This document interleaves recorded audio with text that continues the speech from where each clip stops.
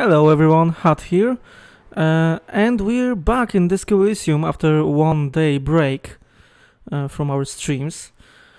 Yeah, there's not much to talk about, I think. We already established the connection with the Twitch integration, so again, if you want to participate in my gameplay, you can do so by voting on dialogue options on the screen and by impacting my gameplay. Yeah, that would be fun if you'd participate in this game with me.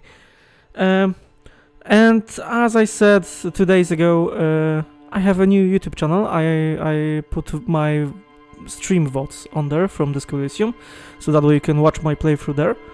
And it's at HadGamesTV or /HadGamesTV. That's my address for pretty much everything: Twitter, Twitch, and YouTube. And I think that's everything. Let's get back to our Disco Elysium adventure. Need to do something behind Lieutenant Kitsuraki's back. Sneak out after he's gone to sleep. Okay, that's an interesting information. Interesting hint. So yeah, last time we ended up here. I said that I wasn't really comfortable exploring this area yet, but the game kind of made me do it. I can't go back right now, so yeah, if we can go back, then let's do it. I think we already explored everything that's here. Maybe let's click on that. No, he will go to the other side. Okay.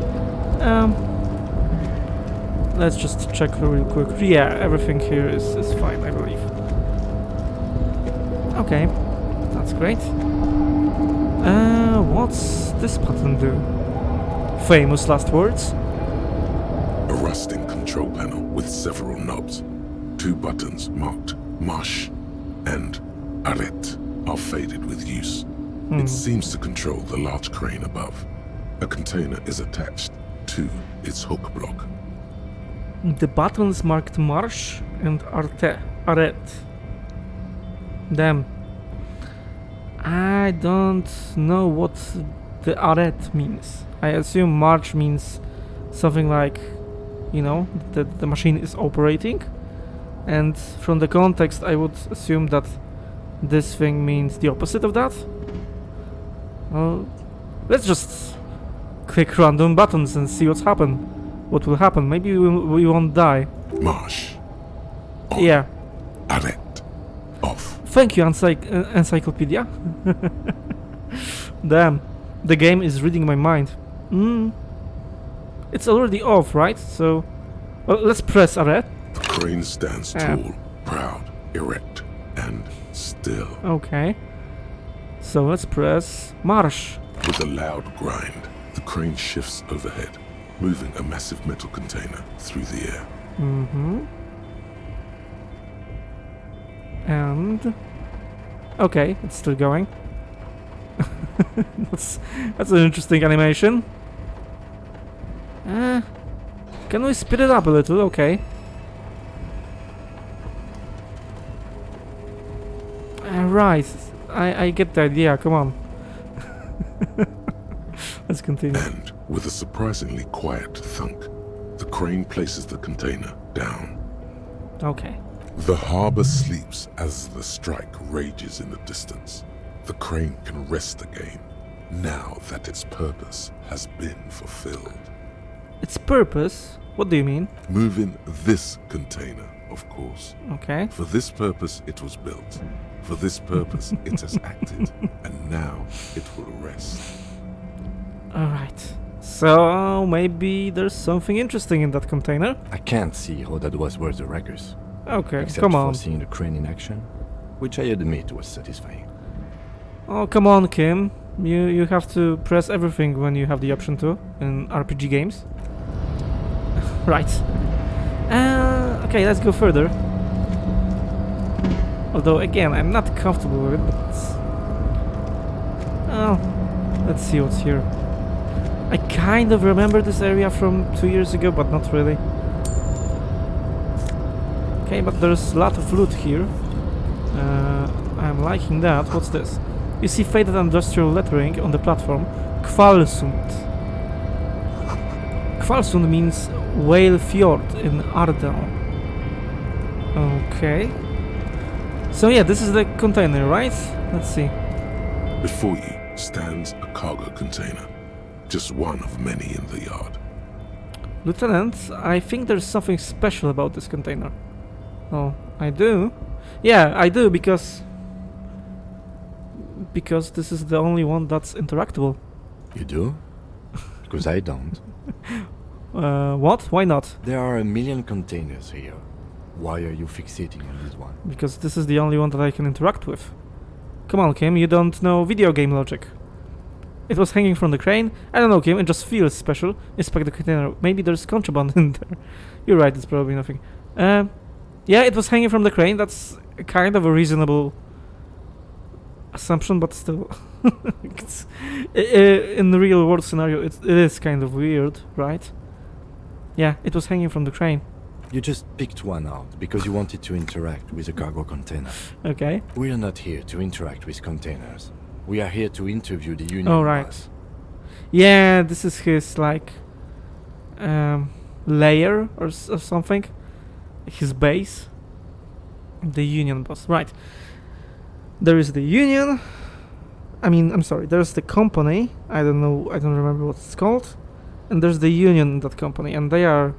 The Union is striking, so they are in a conflict. And there's the Union boss.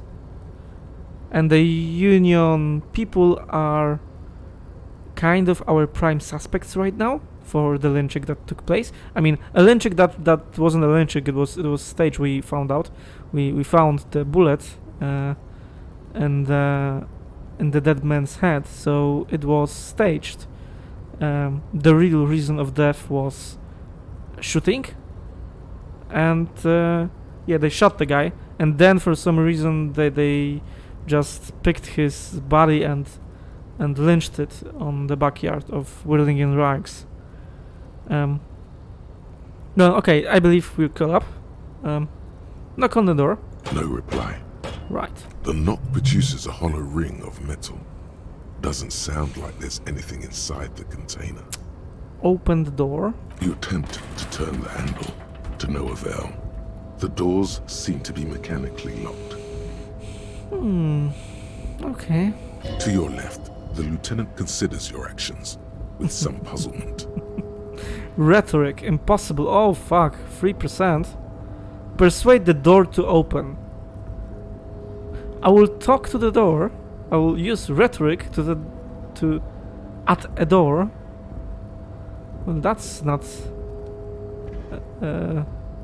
insane at all. Okay, persuade the door to open. I mean, we always have a chance to, like, roll double sixes, right? Let's do it. Why are you even trying to open a door with rhetoric? Yeah, I thought the same thing. It was weird, because getting physical wasn't an option. Yeah, why am I? Why am I? Why are you what?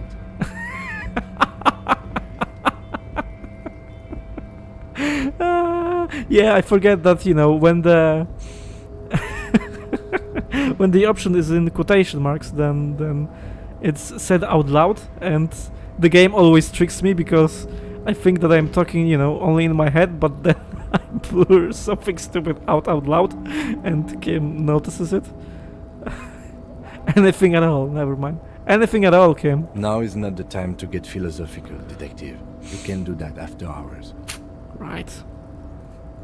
Okay, we can't do anything here. Do we have any skill points? No, I don't think so. We don't. I mean, rhetoric is at the 4. It is a part of our intellect skill, but unfortunately it's still not enough. I mean, come on, dude. Like, 3%? That's harsh. Okay, nothing more to do here for now. Maybe later. A composite eye of halogen light watches you, emitting a low buzz. Okay. Yeah, Alright, I can't click on anything here. So, this area looks kind of intimidating because it's so big. But I think there's only like one path in it, so it's not that big as it seems. So that's nice.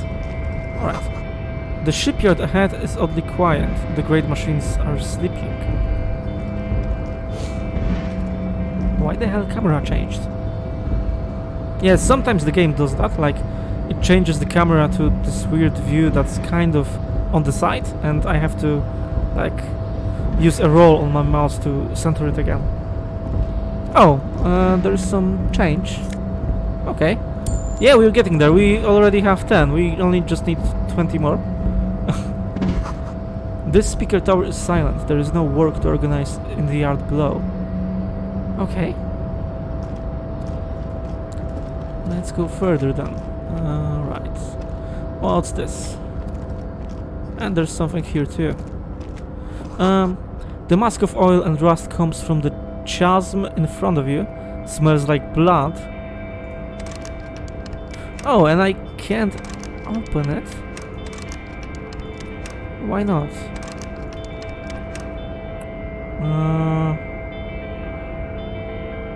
Do I have maybe some item I can open it with?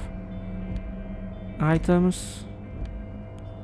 Nope, doesn't seem like it. Interact, yeah, those are... yeah, we have to interact with those items. I won't do it right now because we're in this, you know, territory. And we have to apparently talk to Union Boss. But after we will, you know, go back maybe to our hotel room. Or... you know, the main area that we are familiar with, then I will just look through these items once again. Because I believe there are more things to do here. Clothes, yeah, clothes won't help. Tools. Tools might help. Chain cutters equipped these to open locked containers in the world. Maybe this will be helpful. Okay. Flashlight, equip this to discover secret orbs in shady areas. No. There are not really any shady areas. Flashlight won't be useful. And Prybor. Okay, let's just, you know, try to open it with chain cutters. I guess. Oh, okay, that worked. Fallen Ultra Series Glove, +1 to Half-Light.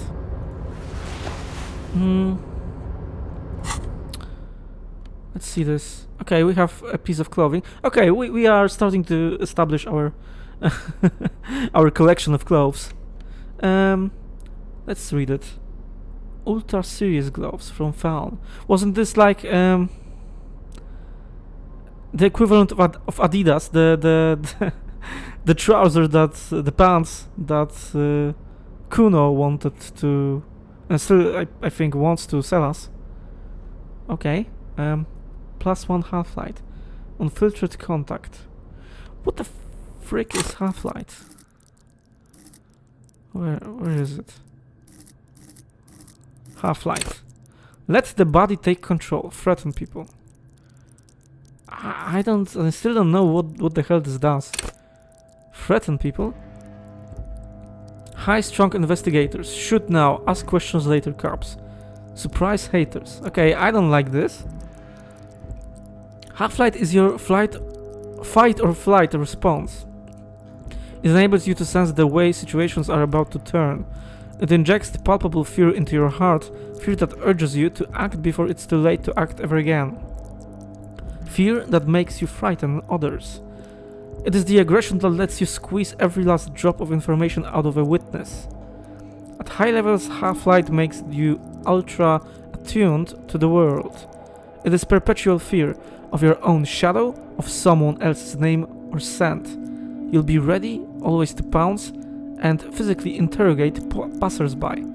At low levels, however, you'll find your survival instinct is lacking, and your methods limp-wristed. Those who respect violence will not respect you. I still don't freaking know what this does. I mean, it seems kind of like a double of physical instrument, like muscle men, bare knuckle brawlers, gym teachers. But it also is somehow connected to my fear. I don't really understand 100% of what this skill does, even after reading all of that. So yeah, if I don't know what it does, I'm not a fan, I don't think. Although yeah, these gloves look cooler than the gardening gloves. Still, interfacing seem more useful. I think I will.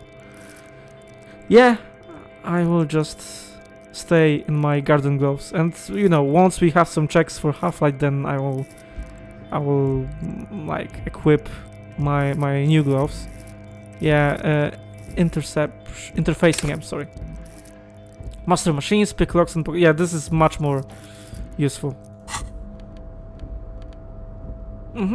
Okay, so let's do that. Okay, let's go further. Yeah, there are stuff here. Oh man, we're getting rich. Sorry, misclick Kim. What's here? Industrial-sized thermos. Smells like burnt coffee. Okay. And another change. I mean, changes everywhere here. Sinks. Container. And the banner sucks under the weight of rain and snow. White waves on red. Okay, let's talk to this guy. Soon the green is gone and everything is red. Container, I'll turn you nice and red. Container, put the logos on. Easy Leo. The lyrics to this container song are being made up as he goes along. Okay. The accent is so thick, it's impossible not to notice he's Ubi, from the vanishing peninsula of Ubisund on Muindi. Ubisund. Sick.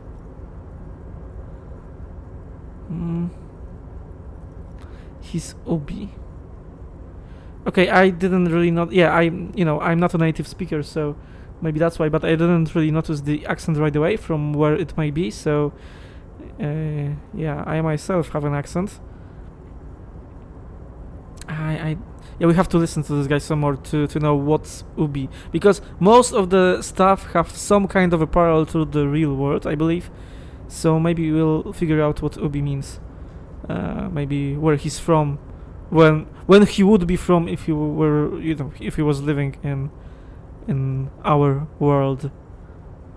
Okay, let's continue. Container, used to be Wild Pines. Container, now belongs to Everard. Is he like Irish maybe or something? Okay, I will not try to guess.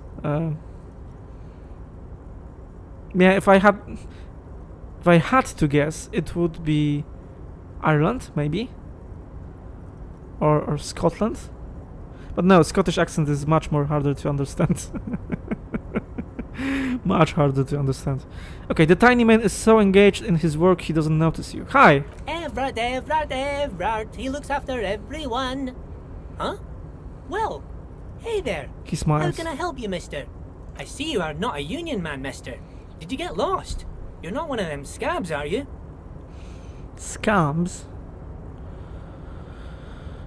Wait a second, let me Google translate that. What the hell scab mean? Scab. Strup Wami strike. Okay, so the guy who... In this context, the guy who threatens the strike? Yeah, because he's on strike, right? He's a part of the union, I believe. Yeah, Everard. Everard is the union boss. Okay.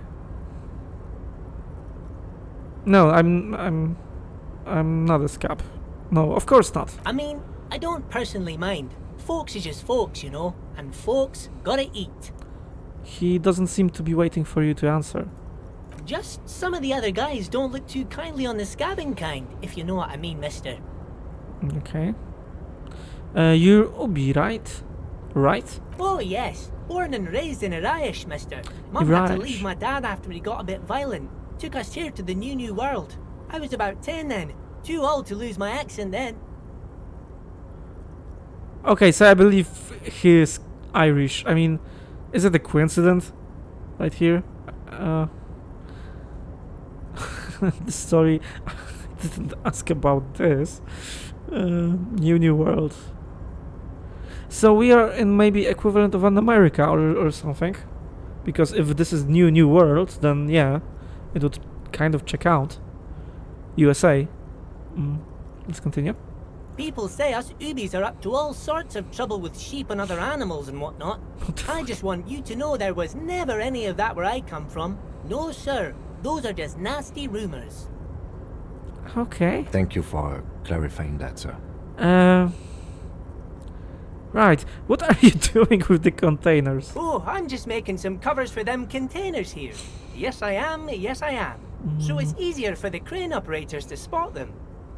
He waits at the containers towering behind him. Logic. Medium. What's going on here? Look at the mountains of containers rising behind him. Sure, let me ask you about something else. Yeah, we don't have any points. And we have free logic. Shit. I know why we have free logic, because... well, either because one of our clothes are doing that, or either because one of our thoughts is doing that. Yeah, one of our thoughts is doing that. Shit. Some kind of... yeah, because I'm a superstar cap, then I have -1 to logic. That isn't so useful. And I can't forget it either. Well, shit, okay. What's going on here? Look at the mountains. 42%. Not the best odds. Let's try it. Everything is so pretty and red. You and Leo look like brothers as you glance around with similar childlike wonder. Okay, so I'm stupid. The game kind of hints at that. Keep the amazement to yourself. Wow, red is so much prettier than the drop all the green. Okay.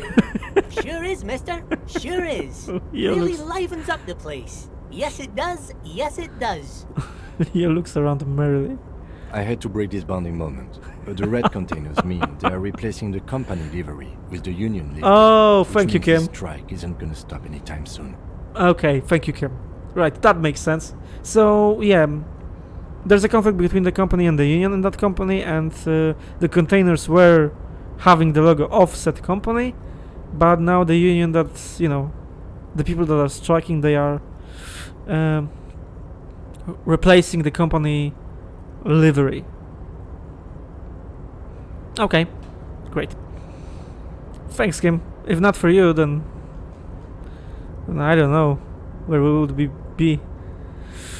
Where is everyone? The harbor is empty. Oh, most of the guys are down at the gates, keeping the scabs from coming in.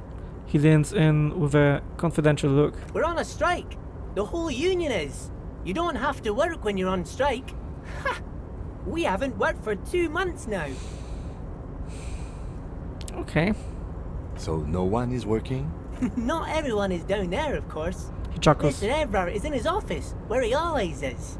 And Jean-Luc is guarding the gate. He pauses to think. But Titus and his boys got into some drunken trouble and Evrard sent them on a nice vacation. For a week or so. He stops, but seems eager to tell you more. Okay, I didn't catch all of that. Maybe I'm like slow today or something, but shit. Maybe the logic check was right. Oh, most of the guys are down at the gates keeping the scabs from coming in. Okay. We're on strike, the whole union is. You don't have to work when you're on strike. We haven't worked for 2 months. Not everyone is down there, of course. He chuckles. Mr. Everett is in his office, when he always is. So the boss is in his office. And Jean-Luc is guarding the gate. He pauses to think. I didn't... fuck. I didn't encounter anyone, but... yeah, alright. Maybe I will? But Titus and his boys got into some... I don't know who Titus is. Titus and his boys got into some drunken trouble and Everard sent them on a nice vacation. Into some drunken trouble. Could this be somehow related to our case? I don't think so. Yeah, the lynching thing and, you know, the murder thing does not seem like a work of a drunken people. Okay, for a week or so he stops. That seems eager to tell him. What kind of trouble did this Titus and his friends get into? Yeah. Oh, I'm not really supposed to talk about that. That's union business. He smiles and leans closer. Him and his boys stirred up something in town. Probably Okay. drank too much and got into a fight or something. I heard Mr. Everett telling them to take some time off. What did they actually do? Really? Did they kill someone? Yeah, really? Did they kill someone? No, I don't think they killed anyone. Okay. Let's better talk about something else. Titus and his boys do good work. I don't want to get them in trouble over a little drinking. The little guy shies away from you. Yeah, and the way he said drinking, I believe he's Irish. Like, Ubi is an equivalent of being Irish. I would guess so, at least. Let's continue. He probably doesn't know anything anyway. Who in their right mind would tell him? Okay, that's kind of mean rhetoric. Like, what the fuck? He's just a nice fellow. Maybe not like too bright, but very nice. Do you work here? Yes, yes. Everybody needs a job, and this is mine. I'm Leonard, by the way. Leonard Bellick. But everyone calls me Leo. Alright. Hi, Leo. The little man raises his hand in welcoming gesture. I'm like Mr. Everett's right-hand man when Mr. Edgar is out of town, and Mr. Edgar's right-hand man when Mr. Everett is away. He chuckles. Okay, I don't know what's going on here. Mr. Everett's right-hand man when Mr. Edgar is out of town, and Mr. Edgar's right-hand man when Mr. Everett. Who the fuck is Mr. Edgar? Let's continue. Actually, Miss Beaufort is the right-hand man, but she's a lady. A good-hearted chuckle again. Okay, that's a little bit chauvinistic, maybe. And I also don't know who Miss Beaufort. Okay, there are too many freaking new characters, man. Who is this, Miss Beaufort? Yeah. The lieutenant looks up. Who is Mr. Edgar? A real pretty lady with a skin like those Douai Sucre candy bars my missus likes so much. Them are real nice to suckle on once the dinner is done and me and the missus sit down beside the radio. Okay, candy bar. So she's black, I guess. Let's But continue. I can't listen to the radio all the time. There's so much to do around here and I'm always busy keeping things running here. Yes, I am. Yes, I am. Yeah, hold on. Who's this Miss Beaufort you mentioned? Oh, Lizzie. She is a real sharp tool. Mr. Everett put her through some fancy school and everything, east of the river. 4 years she was gone, and when she came back, she was all fancy and lawyerly. Alright, I don't believe you met her. He respects that word. That's obvious. But she's a real nice girl. Grew up in this here neighborhood. Knows everybody and gets along with everyone. Real pillar of the community one day, I'm sure. If me missus and me was to have a child, I'd be real happy if she turned out like her. But she can't have kids. Oh, that's a shame. Dr. Lemaitre said so, and she knows about such things. Been a doctor for almost 50 years she has. He sighs and falls silent, watching you meekly with his blue eyes. Okay, that's a little bit sad. I mean, I didn't ask for it. Yeah, the guy likes to talk, right? That likes to, you know, tell people about his life when they didn't really ask him about it. But still, okay. I feel kind of bad because when people do that, that's usually a sign that they don't really have anyone to talk to. I mean, this guy does. He has his missus, but no one besides that. I would guess. Or maybe he's just talkative, I don't know. Alright, So Everett trained a lawyer named Miss Beaufort. okay. Interesting. Thanks for summing that up. I think you're doing a great job around here. Yeah, I do. Yes, this place really seems to run like clockwork. Keep it up, Leo. The lieutenant smiles at the little man. Well, thanks a lot. Coming from you, it means a lot, really. He didn't think it was possible, but the smile becomes even wider. Okay, I like this guy. I like this guy a lot. He's like a really positive person.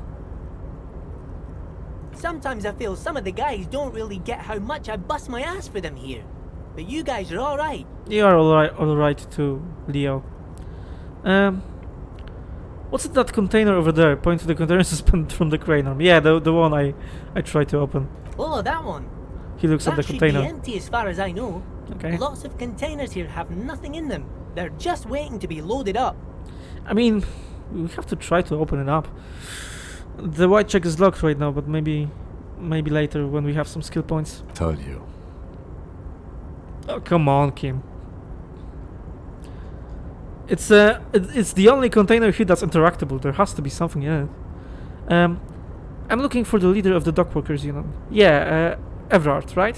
Oh, you want Mr. Everard then? Okay. He's an awfully nice fellow, he is.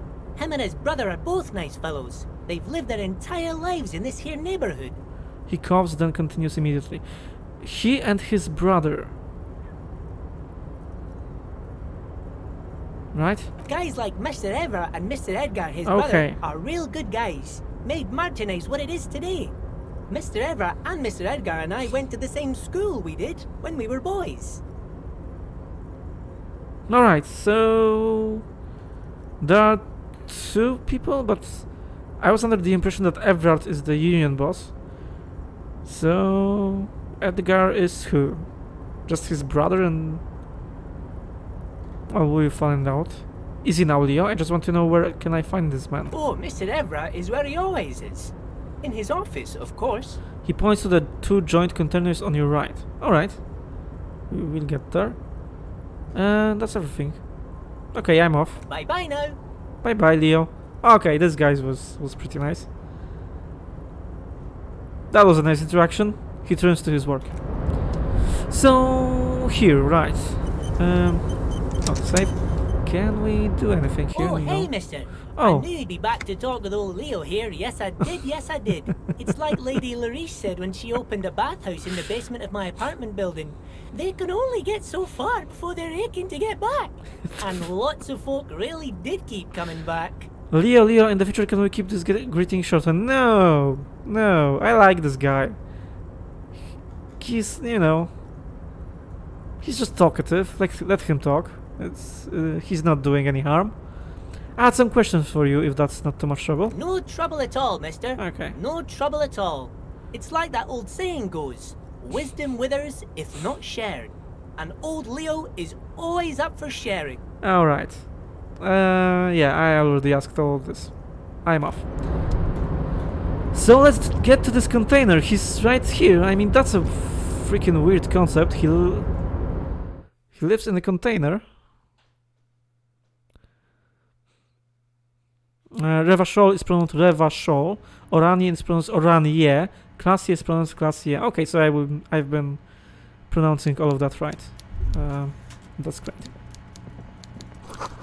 The coffee in the giant thermoses is still lukewarm.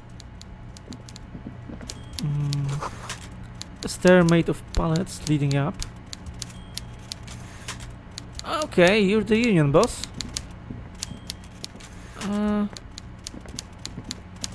What the hell is this? A taxidermy fish that tells time. Taxidermy fish! That's fucking creepy. Can we go there? No. Oh, I think we have to talk to this guy. Let's save it. I have a feeling it will be important, so maybe let's hard save it.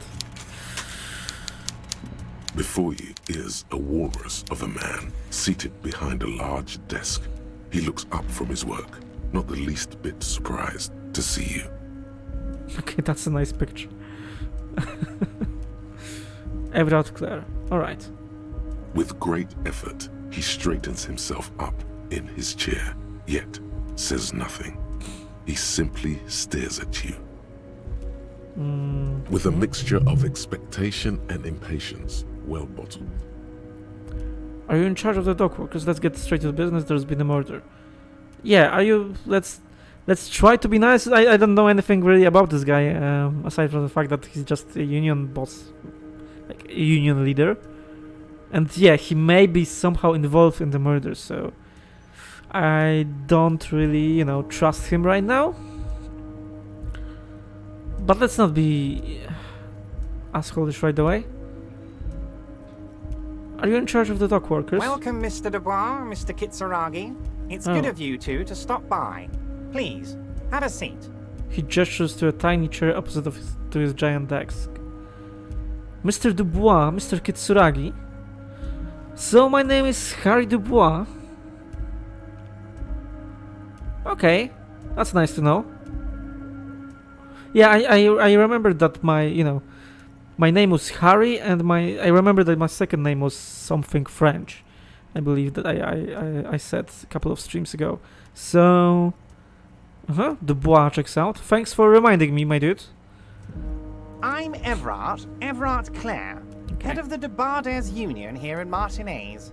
The man relaxes into his chair and continues. I'd offer you my hand, but unfortunately my health prevents me from getting up. You understand? Your health prevents you from getting out. Okay, I guess. He looks extremely comfortable. The tiny folding chair, on the other hand, looks like a torture device. Oh. So he likes... he likes to exude authority. Yeah, he has this big ass chair that he doesn't really, even get up from. And we have these very uncomfortable chairs. You go ahead, detective. The lieutenant nods at you and the chair. Whatever he has in store for you, it can't be good, he thinks. I'll do my best. Okay, that's good to know. Kim has our back. Forget about that. What's with this Yeah. Dubois stuff? Yeah. You're getting some seriously bad vibes from that name. Take a seat. I rather stand. Why are you calling me Mr. Dubois? Yeah, let's ask that. Why are you calling me that? Please, Mr. Dubois, let us converse in a civilized manner, as equals. Take a seat. I insist. It won't be as equals. It's nothing. Yes, that's probably right. It's nothing. Forget about it. Filter it out. Take a seat. I don't sit. It's kind of my thing. Yeah, he wants to, converse in a civilized manner, but he like this whole setup here would give him an advantage. So no, I think I will refuse, my dude. I don't sit. It's kind of my thing. Very well, Mr. Dubois. I respect a man with strong convictions. As he nods, his multiple chins move like ocean waves. I, too, have convictions. One of which is that I will not engage with any man who won't face me at eye level. Yeah, so get me a better chair, my dude. Should you find yourself more amenable in the future, I'd gladly resume our conversation. But until then, I'm afraid I must ask you to leave. He returns back to his typewriter. You're no Titan of Volition, buddy. He's got you in a fork. Sit down or leave. Leave quietly. Okay, I'm not tight enough in evolution. Yeah, I didn't really... Yeah, hold yourself together, keep your morale up. Yeah, it's only 2. So I can't do anything unless I fucking sit. Really? Well, I have to then, because I can't get out. Let's save again. Right. Mr. Dubois, I hope time is on your side this time. Please, take a seat. He gestures to the minuscule folding chair opposite his huge desk. I'd rather stand. Please, Mr. Dubois, let us converse in a civilized manner, as equals. Take a seat. I insist. Okay, the game gives me no choice. I don't sit, it's kind Very of my well, thing. I too. Should you find... You're no Titan of Volition, buddy.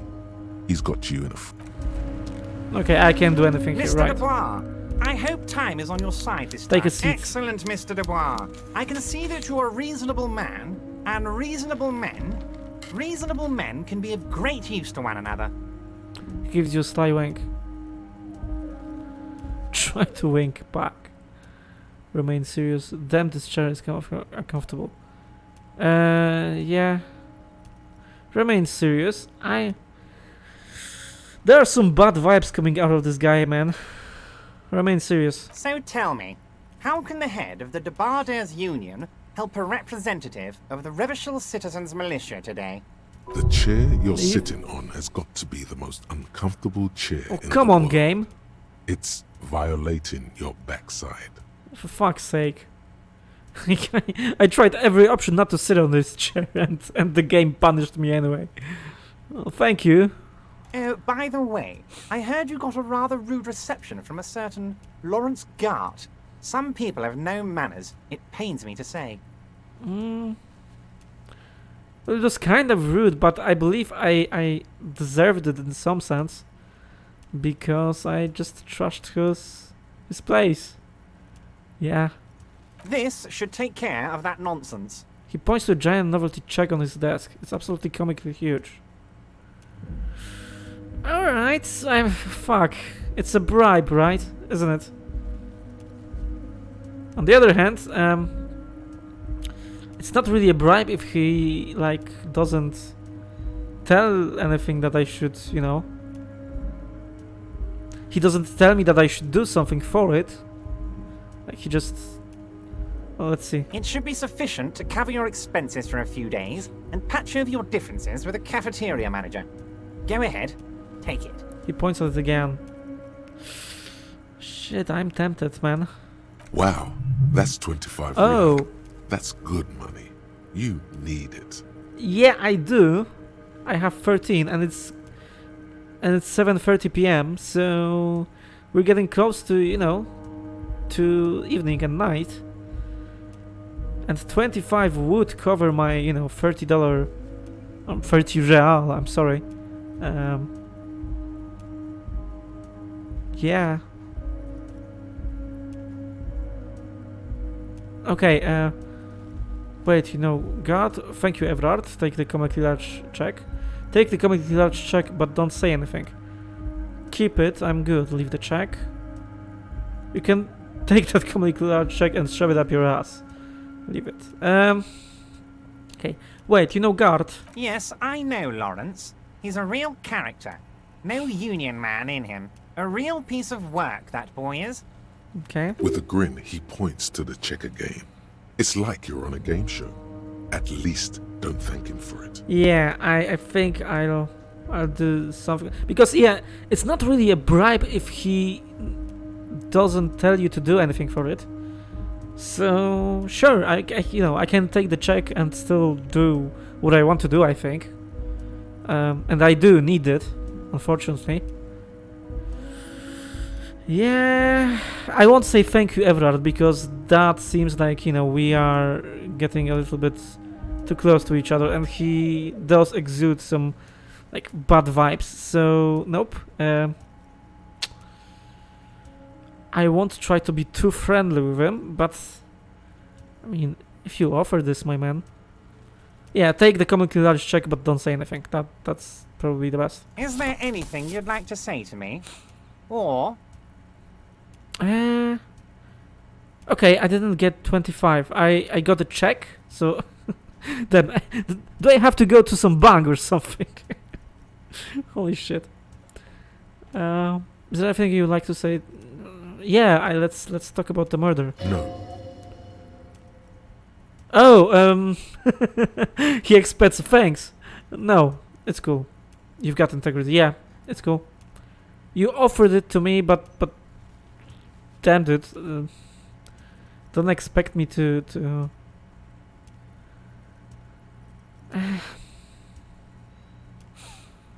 Yeah, I think he expects me to be in his pocket. But I won't do that. No, it's cool. Cool? I wouldn't go that far. I'm sure there are cooler things than delivering a comically oversized novelty check to a cafeteria manager. But, sure, if that's what's cool nowadays. Okay, so he shows kind of his true colors right here. Let's talk to him some more. Now, I'd like to set your mind at ease about one other matter. Oh, your shit. lost gun. Let me assure you, Union people are on it as we Yeah. speak. I've got my best hounds looking for that lost gun. So he is being manipulative because he lost gun. He repeats that. So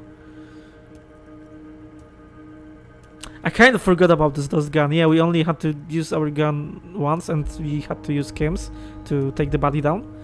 So yeah, but I lost both my badge and my gun. Well, alright, Union people are on it as we speak. So again, he wants me to be in his pocket. If he finds it, then I'm kind of screwed. Shit. That's not great. Let's continue. His slug-like lips move, but all you hear is Yeah. an echo. Lost gun, lost gun, lost gun. Yeah, those those heuristic skills of his. The repetition has its purpose, right? So he tries to establish psychological dominance over me because of that, and yeah, I'm not a fan of that, dude. I'm glad I didn't thank you for the money. The world is swallowed Alright. by a black hole of Shit. fear. Only 2 words escape its gravitational pull. Lost and gun. Fuck. That's not great. Okay, I talked to him for just about like 5 or 10 minutes, and already I have -1 health and -1 morale. So I have to be careful. Thankfully we have some meds. So if we go to 0, I mean, if we go to 0, we will be able to amend it. I'm sure. But it doesn't look great. Man, this conversation is really draining me out here. Right, okay, I have to go for just 5 minutes. The stream will resume shortly, so yeah, there will be countdown on the screen. I'll be back in just 5 minutes. Thank you for watching.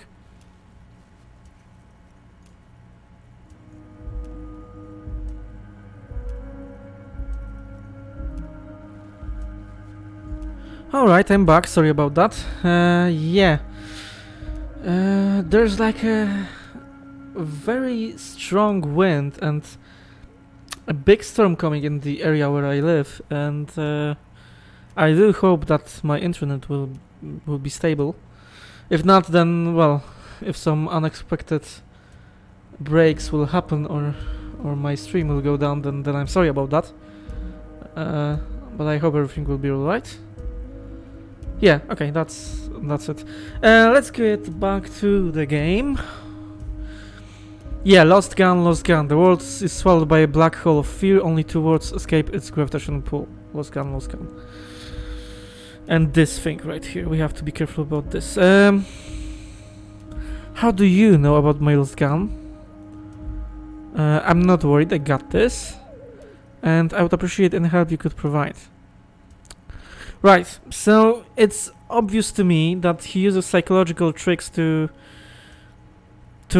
get an advantage of me, to for me to be in his pocket, and I don't want to do that. This guy does not give me the greatest of vibes, man. So, but I am thinking, he wants to use me. That's clear to see in some capacity. I will try to turn it around and use him instead. I don't want to say, fuck it, I'm not going to do anything. Let's try to pretend that we work together with him, and maybe this will lead to something.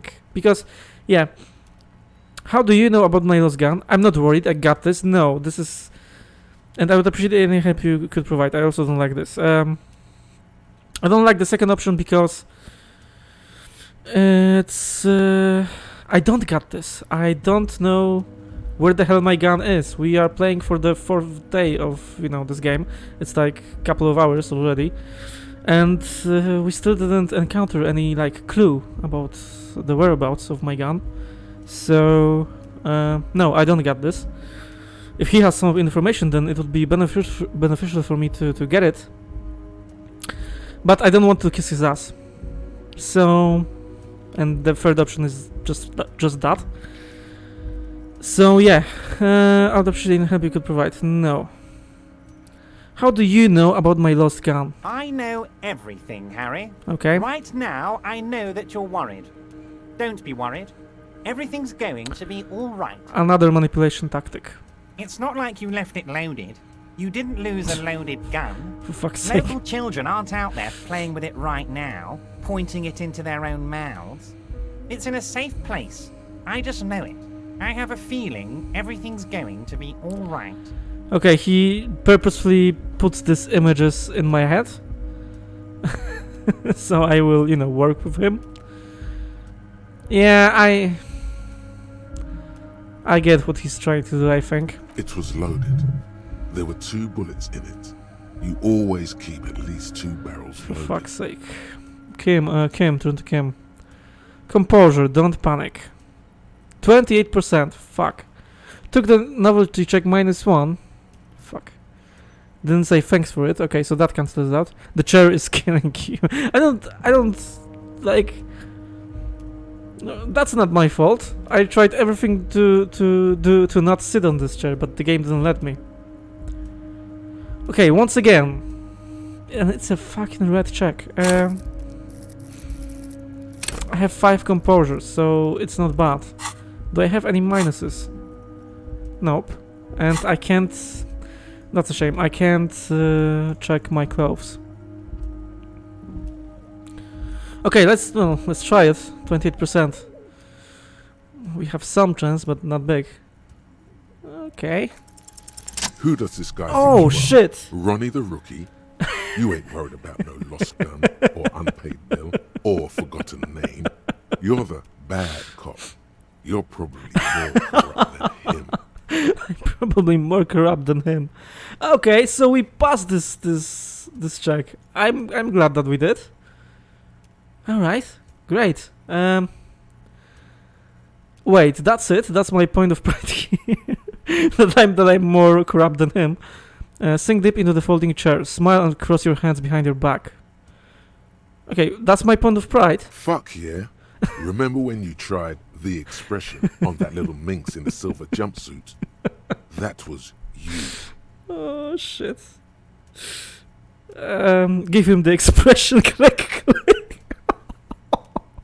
Sink deep into the folding chair. Okay, we have to go with number 1, don't we? Like, come on. This would be funny. Yeah, give him the expression. The fat man seems to be enjoying your rigor mortis grin. Okay. He shoots one just like it right back at you. Alright. Like, damn dude, this game can make me laugh in just 1 line. That's art, man. Let's continue. Good. Now lean in with some corruption. Alright. Listen, Everard, pal, we both know what makes the wheels of the world turn. That we do, Harry. Let them say what they will about you and me. We're both born fighters. This fighter could have used a more comfortable chair. Yeah, that's a nice point. Like, you want me to talk to you at the eye level, but you give me this shitty chair, and you are sitting on this fucking big thing. Nice bit with the chair, by the way, Chuckle. A good way to keep your guests on edge. Yeah, let's be a little bit more confrontational. I do want you to feel at home, Harry, truly. Yeah, right. But you'll have to excuse the humble accommodations. Oh, come on. Screw you, dude. That's it. Now kick back and add a final flourish for dignity. Thanks for your hospitality. Feel free to visit me down at the station anytime. Oh, that's... Okay, I can be manipulative right back to him, so I like that. I'm glad we passed this check. This is a worms... worms? Like... a little bit strange way to pronounce it, to spell it. This is a worm slayer, and we both know why I'm here, to help grow your heart. Yeah, that's kind of corruptionist. I'm not saying I'm corrupt, I'm rational. And yeah, this is definitely like, we want to work with him. No, number 1, I think. Thanks for your hospitality. Feel free to visit me down at the station anytime. Yeah. That's a nice dig. You strike me as a reasonable man, Harry. I like that in a law man. Let's cut to the chase, shall we? What can Everard Clare do for you? I think we'd like to ask you a few questions.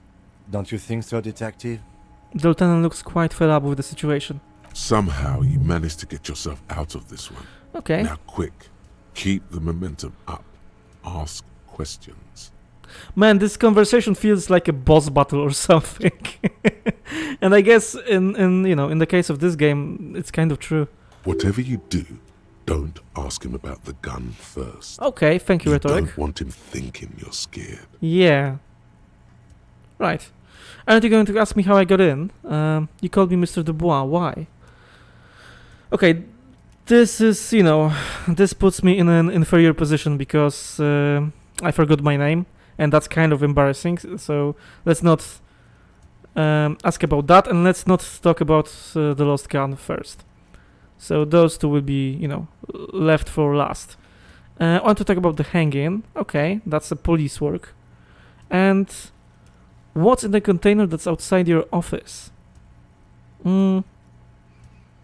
Right. So, yes, I have this obsession with this container. So we have to think about the order of questions that we will ask. Right, let's go with number 1 first. Aren't you going to ask me how I got in? Harry, honestly, I'm just relieved you didn't get a hernia. A man your age? Say nothing. A man my age, what are you implying? I'm at the peak of my abilities. I too am surprised by the resilience and athleticism of this tool I've been provided with. Tap your chest. My body's gonna break down in a moment now, probably pushed to this limit. Enough wackiness, let's get back to the business. Yeah, I'm not at the peak of my abilities, I don't think so at least. I too am surprised by the resilience of... yeah, those two are kind of arrogant.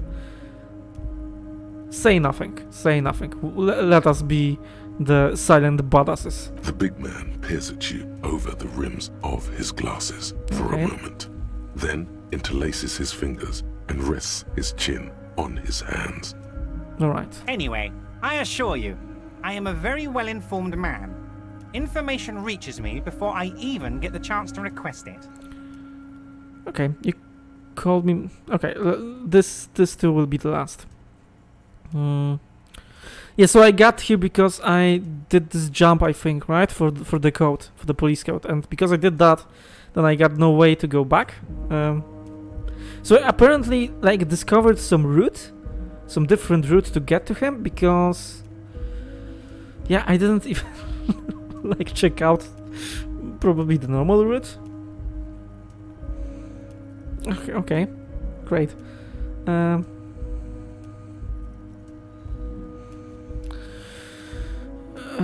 Yeah, no, not the first two. I want to talk about the hanging. Yeah, I want to talk about the hanging. Oh, of course. That's your main thing here. Yeah. That's why you're in Martinez. He nods. I know everything that goes on around here, and I would love to discuss it with you. Okay. I mean, it's no secret that the lynching is connected to the strike. So much to talk about.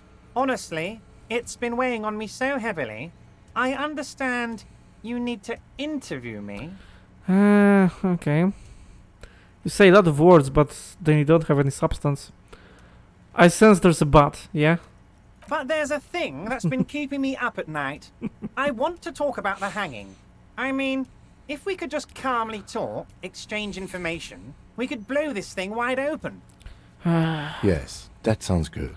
The lieutenant Let's says with do a slow that. nod. Yeah, let's do that. But I can't think straight with this thing weighing on me. You're police officers, aren't you? I have a crazy idea. You guys are basically door-opening machines. Incredibly talented at opening doors. Kim, is that true? Are we door-opening machines? I'm not sure I understand. Yeah, he looks at If the you're windows. asking us to break down someone's door, it's not going to happen. Yeah. Come now. I just need you to go open a little door for me, and leave it unlocked. A simple thing. Absolutely nothing shady about it. The stars aligned into a cosmic frown here. He has your fate decided. Bide your time, however, and let the stars continue their course, and that frown shall turn into a smile. Only if you play along. Bide your time, however, and let the stars continue their course, and that frown shall turn into a smile. Only if you play along. Yeah, I don't want to be in his pocket, but... Okay, let's see. Why don't you just open it yourself? Whose door is it? I bet you don't even know anything about the hanging. Damn it, fine. I'll look into it. We need to talk about that murder. I can't accept this thing. Refuse to task for now.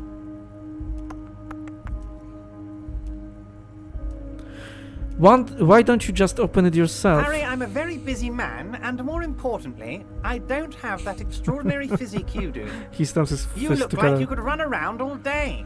Okay. You want to send someone a message that the police are working for you. Yeah. I repeat, I'm a very, very busy man, Mr. Kitsuragi, and therefore I must occasionally enlist outside help. So what will it be, Harry? He turns back to you. Let's get some information about this task. Whose door is it? Oh, no one's. It's just a weasel. Okay. A weasel lives there. Nothing for you to worry about. Yeah, so he wants to threaten someone he doesn't like. What do you mean by a weasel? A loud blabbering weasel. Okay. When weasels feel no one is watching, they start acting foolishly. He removes his glasses and rubs his nose. So he's basically a mob boss. And...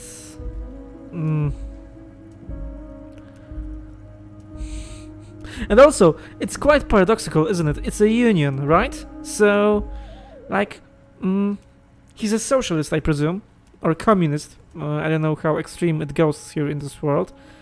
And yeah, I told you like 2 streams before that when we go here, then we have our statistics, right? And we can align with being a superstar cop, apocalypse cop, sorry cop, or boring cop.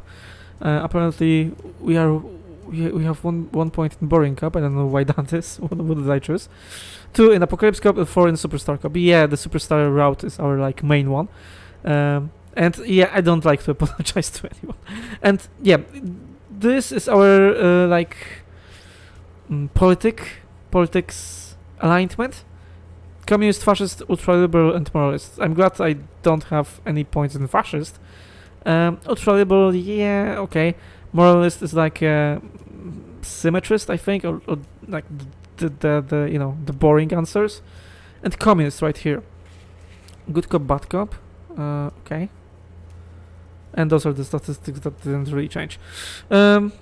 Yeah, and let's look at right here, communist, right? I told you like 2 streams before, I'm not a big fan of that, just because, of my upbringing and the fact that I'm Polish, I come from Poland, and we lived through that shit.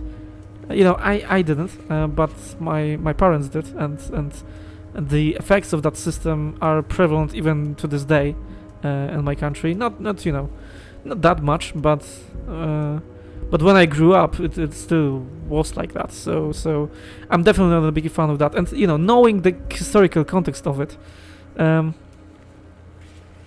yeah, it's quite paradoxical because the whole idea behind the system is that everyone is treated equally and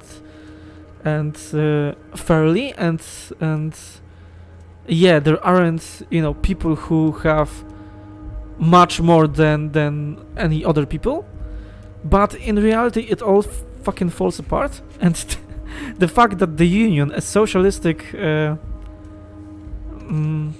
do I say it, a socialistic entity, has this guy running it, it kind of fits, historically speaking too, because communism in its or socialism is in its core idea was about bringing all the people to similar standard of living, and we see right here that he resembles more of a capitalist person, or you know, this big guy, this mob boss who has his positions thanks to exploiting others' weaknesses and such. So yeah, he resembles more of a like ruthless capitalist, even though he's the boss of the socialistic entity. So that's paradoxical in its nature, but also it's true in historical context. So it's very intelligently written, and yeah, I believe that's all of me rambling right now, but very interesting, very freaking interesting. Yeah, and he's basically a mob boss right now. He wants to threaten someone. Just go there, unlock the door, and leave it open. It's been such a burden on me, Harry. I just want this to be over so I can discuss business with you. He puts his glasses back on. I bet you don't even know anything about the hanging. Yeah, let's do that. I think it's not going to work on him, but why not? Harry, my dear friend. Yeah. I am what people call a local bigwig. Yeah. I know everything that goes on in Martinez. He sinks deeper into his chair. Damn it, fine, I'll look into it. We need to talk about the murder. No, I won't be in your pocket. I don't want to be.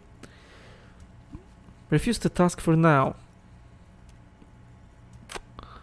Could it be beneficial? Like, can we accept the task and maybe trick him somehow or something? I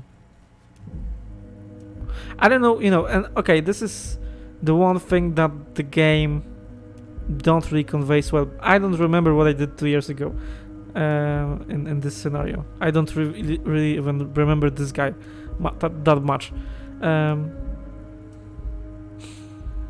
So I don't know what these options that I'm deciding between are going to entail. If I can accept the task and trick him somehow, then yeah, I will do that. But if it's, you know, just between the simple accept the task or refuse the task, then I think I will just refuse it for now. Maybe something will change. Yeah? Okay, let's refuse it, I think. Of course, Harry, I understand. But if that's the case, I don't think we'll ever find Oh, your gun. Okay. Even worse, we won't be able to speak like equals about the murder. Oh shit, dude.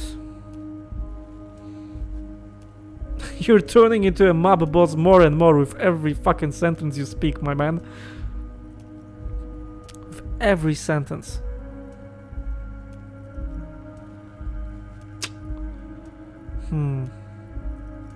Okay, let's continue. Perhaps this was just bad timing for you. Know that you can always come back to me. I really hope you do. He winks For at your you. sake, my sake, and for your gun's sake too. Yeah, okay, I don't really... I mean, the murder information can be very useful too, but I'm more worried about that. He clearly knows where it is. And he won't just, you know, tell me how to get it. If there was an option that told me, if in this bracket, you know, right here when I was choosing the option,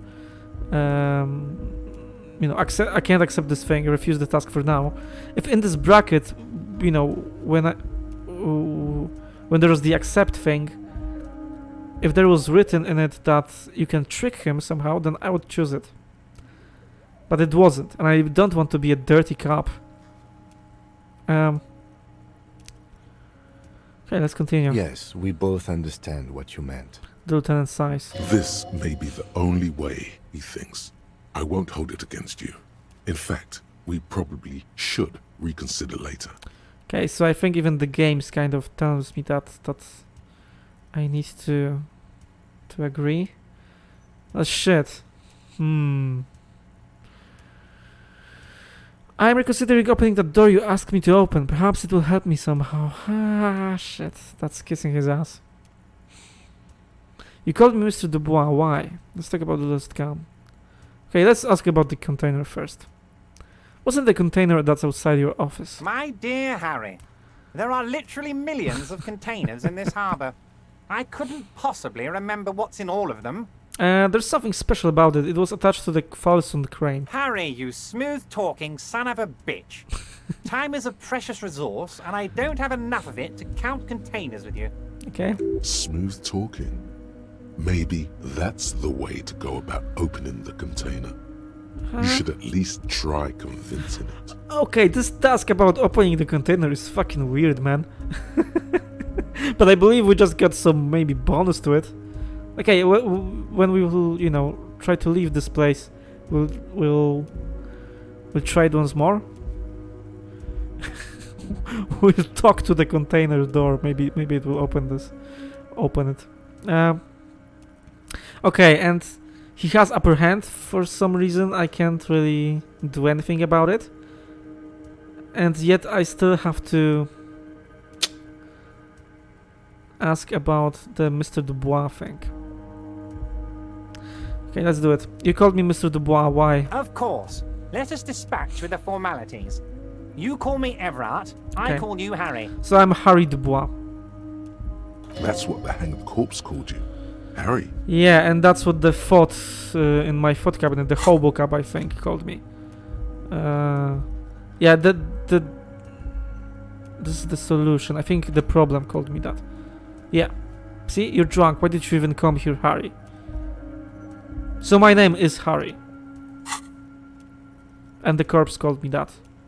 So that's really my name. My God, so it's true. Alright. I didn't want to believe it, but you are a fantastic science fiction amnesiac cop, aren't you? What are the odds of that? He shrugs with an amazed expression. I think the odds of that are very low. He looks at you. Fuck you, Kim. Dude, I've been telling you that I have amnesia for the 3 days straight. Like, okay, 3 days of my streaming, like the whole day. Like I've told you that for 4 or 5 times, and you still don't want to believe me. It's okay. This is the one trait I don't like about him. He just doubts me about it, and doesn't treat it seriously. And I think,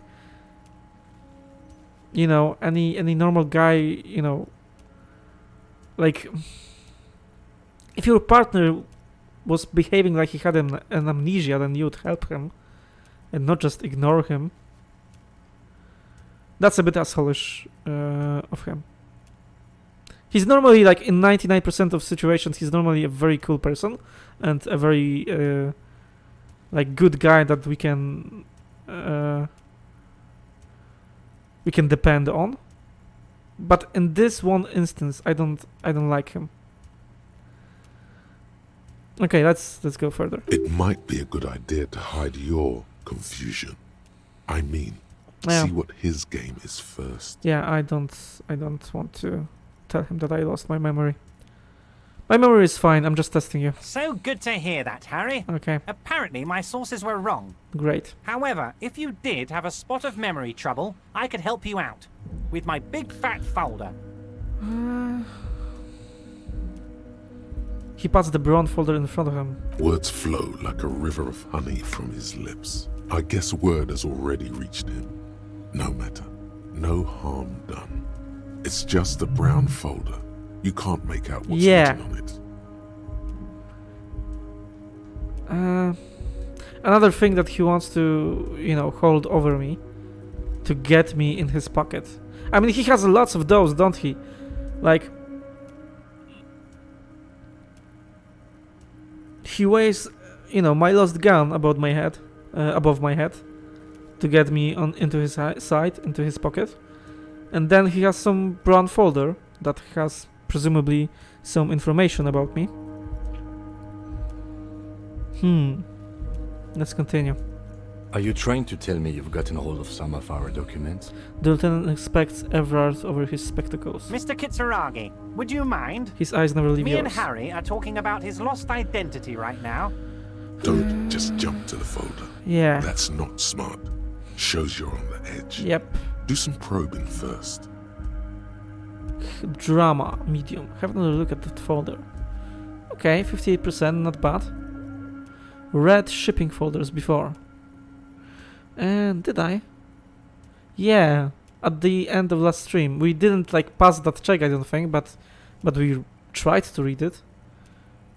Okay.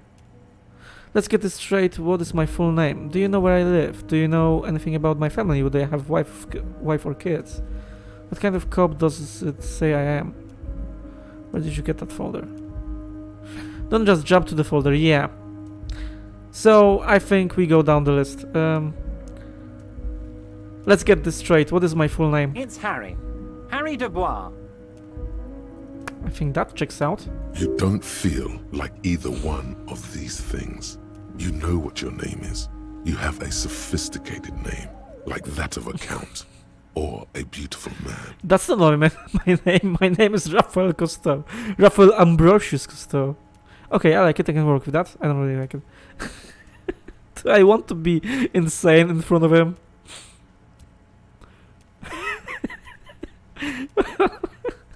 Well, the game tempts me at every front, you know. Ah, fuck it, yeah. My name is Raphael Ambrosius Cousteau. Fine, Harry. You can even be Harry Raphael Dubois de Costo, or whatever you choose to be. Okay, great. The lieutenant covers his face and sighs out of ah, shit.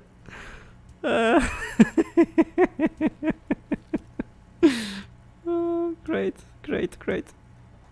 Let's continue. Mr. Kitsuragi doesn't seem even slightly empathetic to your memory loss, Yeah, Harry. he doesn't. I, Does he? however, wish to help you any way I can. Okay, you're just a slimy bastard, but Mr. Kitsuragi should be more empathetic towards my amnesia. I mean, come on, dude. It's been almost a full day.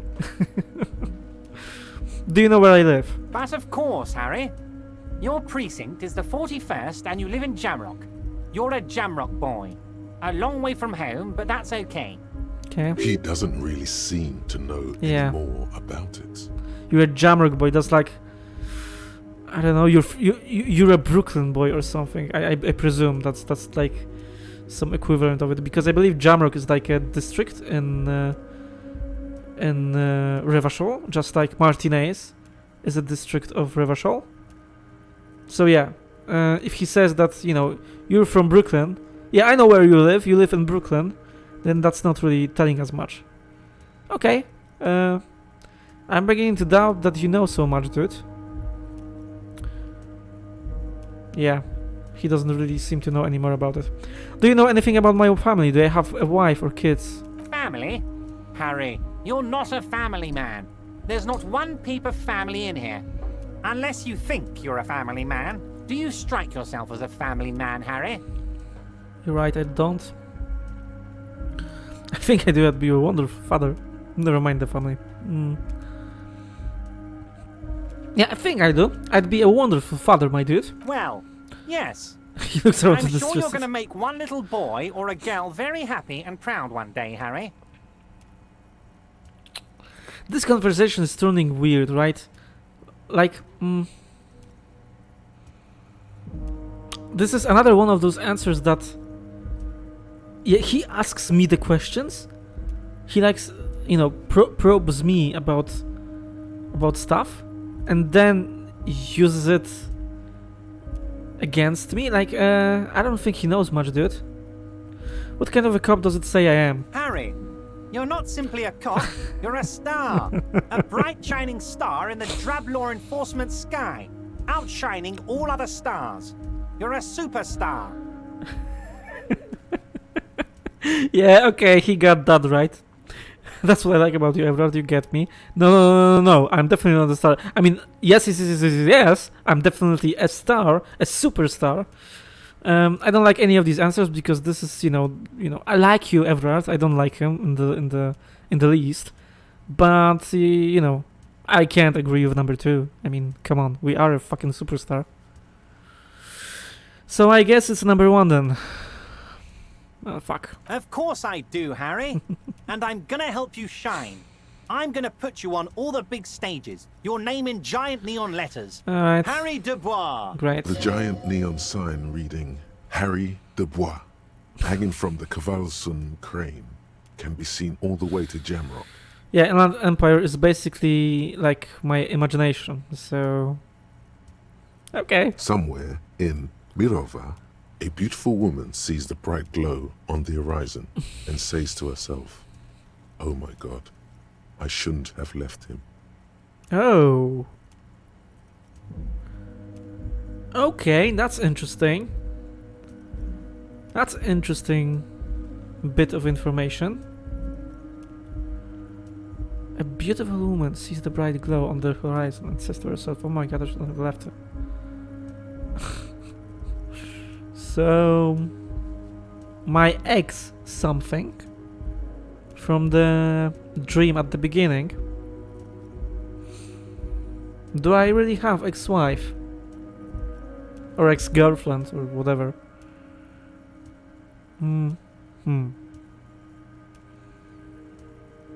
Okay. Where did you get that folder? Ah, this? My friends in your organization gave it to me, Harry. This translates into, haha, you guys are so corrupt. Yeah, I know. I find that very suspicious. May I have a look? I'm afraid this is meant for Union eyes only, Mr. Kitsuragi. I'm sure you understand. He turns back to Please you. continue, Harry. Okay, let's have another look at that folder. I believe we should have some modifiers. Let's see. Okay. Kim suspects something and read shipping folders before. 72%. Our chances are quite high. I mean... Another red check. There are many of those, man. Many of those here. Yeah, again, we can't do anything. I don't have any skill points, so... So we just have to trust that we will get this. Right, come on, game. Give me a nice roll. As you look Yes. at the folder, Great. Everard covers it with his hand and pets it. He's hiding it from you. Yeah. Because it's not a real Yeah, RCM folder. it It's isn't. just another one of those brown folders you saw in the file cabinet. Okay, so he's also a lying piece of shit. That's interesting. That's not an RCM folder, Okay, Harry, you got me. he says, This is grinning. from the Census Bureau, not the RCM. Those Census Bureau people are absolutely corrupt. You should do something about them. Yeah, fuck you, dude. He got the name from the Census Bureau. Yeah. And everything else from your actions here in Martinez. Yes, Mr. Kitsuragi from the Census Bureau. Like I said, He looks annoyed. now I'm actually a very busy man. So is there anything else I can do for you, Harry? Okay, so that didn't seem like that much of an important check. That means he doesn't really know Yeah, anything about you. Okay, that's great. A pity. The mystery of you will have to remain a mystery for the time being. I mean, it's a pity if you look at it from that way, but I'm glad he doesn't know anything about me. Like, yeah, he's just basically a mob boss. So,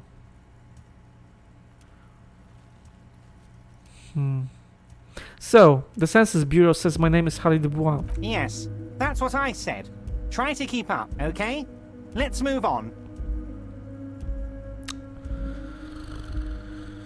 Let's talk about my lost gun. So yeah, I think if we do that, then he will just say to, again, open the door for him. Let's talk about the gun. Yes, your lost gun.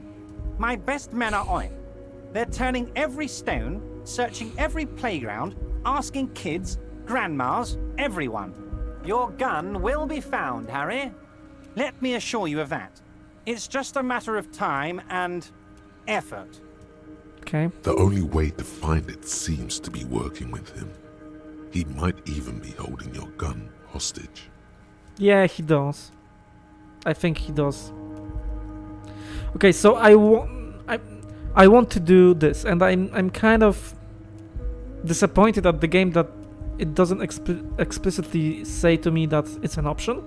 I want to pretend that I'm working with him, and then, you know, have some sort of ability to trick him, and that way get the gun back. But you know, when the option presents itself, then it's just, are you corrupt or not? And and you have to choose between yes or no. Hold on, could he really hold my gun hostage? Who knows?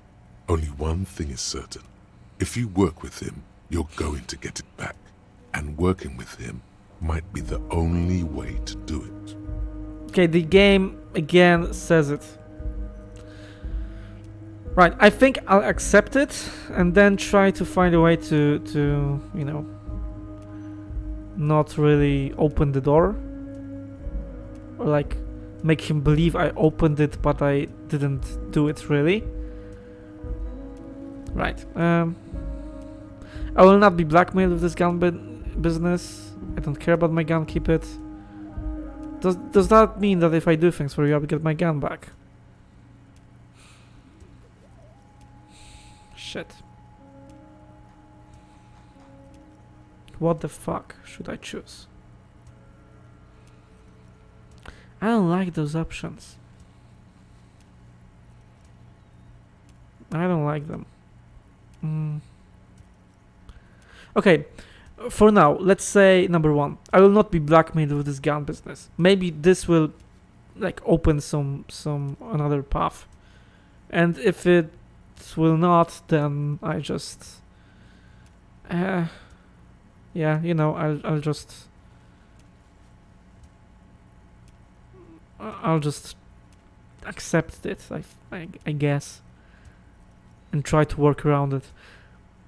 Okay, number one, I will not be blackmailed. Harry, I was only trying to be tactful. A lost gun is a dangerous thing. I can't have it around in my neighborhood. Okay. Kids could be playing gun roulette with it as we speak. Track down your Teenage gangs could be arming themselves. Get a hold of yourself, Harry. I assure you, we are working on locating the missing sidearm as well. The lieutenant is concerned about the lost gun and feels that the fact you haven't prioritized looking for it is unfortunate, if inevitable, and doesn't put the RCM in a good light. Okay, so I should prioritize this. I should prioritize finding my gun. That's good to know. Yeah, let's do it. So, you know, I believe we got a new quest, yeah? Don't track down your gun. Okay, we don't have a new quest.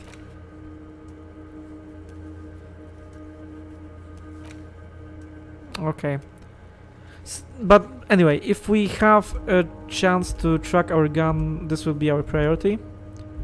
And then we will like worry about the murder and stuff. We have to, you know, we have to first be a policeman and then do the policeman work. And we are not a complete policeman if we don't have our gun and our badge, really. Yeah. Let's just, you know,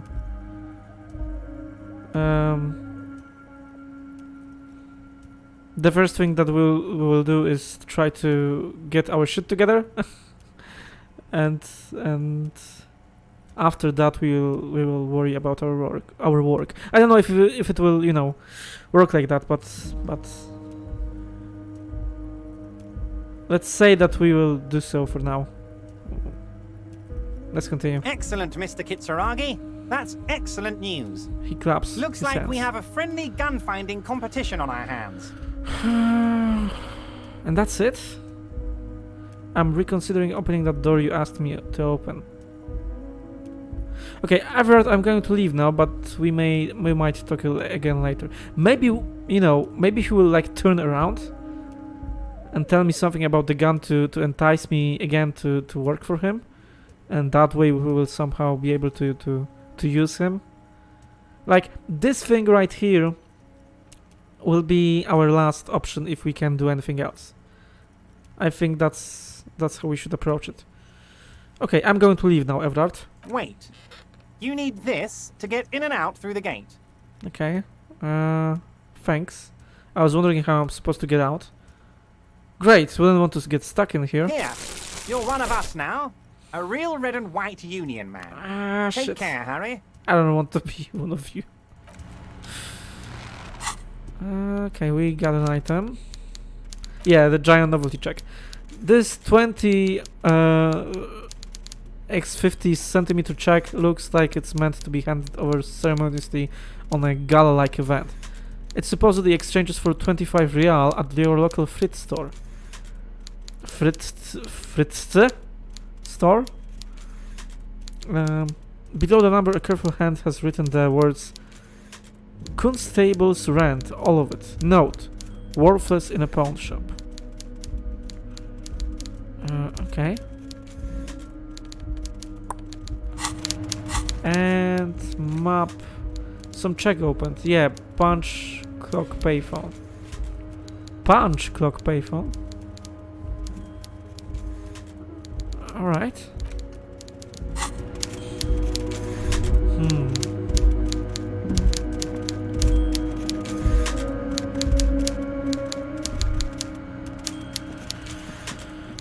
Shit, man, I'm debating. Should I leave? Okay, let's leave. Maybe he will say something. No, he doesn't. Can't put more points in a skill. Drugs raise learning curves, but they're bad for your health. Okay, let's avoid taking drugs, maybe. Do you have any more, anything more to say? Oh, hey, mister. I knew you'd be back to talk with old Leo here. Yes, Yeah. I did, yeah. No trouble at all, Nothing. mister. Okay, nothing more with him.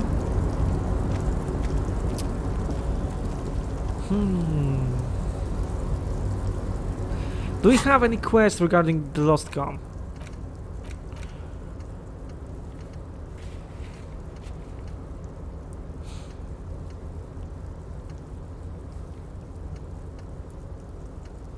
We don't. Track down your gun. Someone must know something about your lost firearm.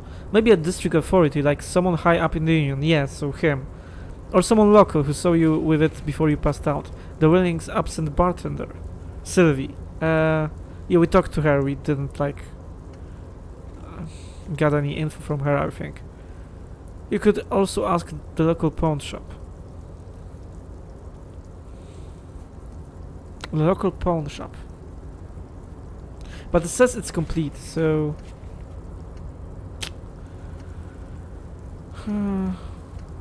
okay.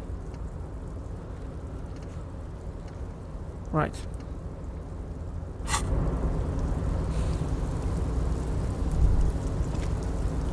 Okay, let's go to another break. Sorry for, you know, the breaks here, but I just have to go pee. I'll be back in 5 minutes, and after we're back, we'll decide what to do with it. If we, you know, accept his quest, or if we will not. Yeah, let's do that. Thanks for watching. See you in 5 minutes.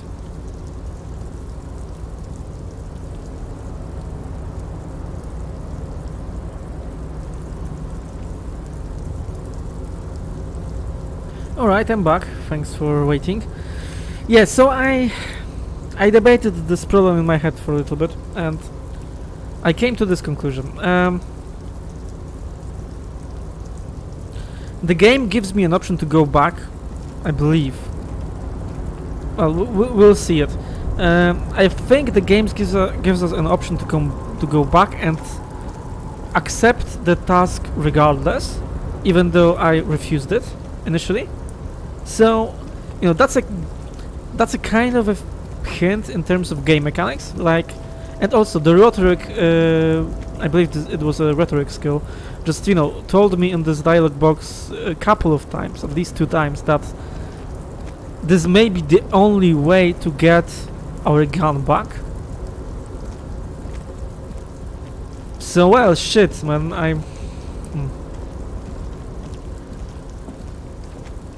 I think the game kind of indirectly tells me that I have to do it. And to be fair with you, it seems a little bit jarring, because to this point I had an option to do things pretty much more or less how I wanted to do them, and now I feel kind of forced to... First, I felt forced to explore this area, that's one, but number 2, I feel kind of forced to accept this task. Again, I'm holding hope that, you know, I can accept this task and do something to trick this guy anyway. Right, let's go back. Let's see if we can even accept it. If not, then maybe it's, you know, closed out or something.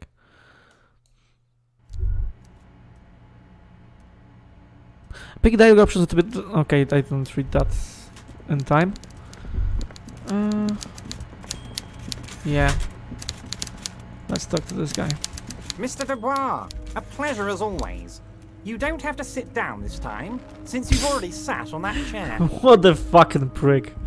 What a fucking piece of shit.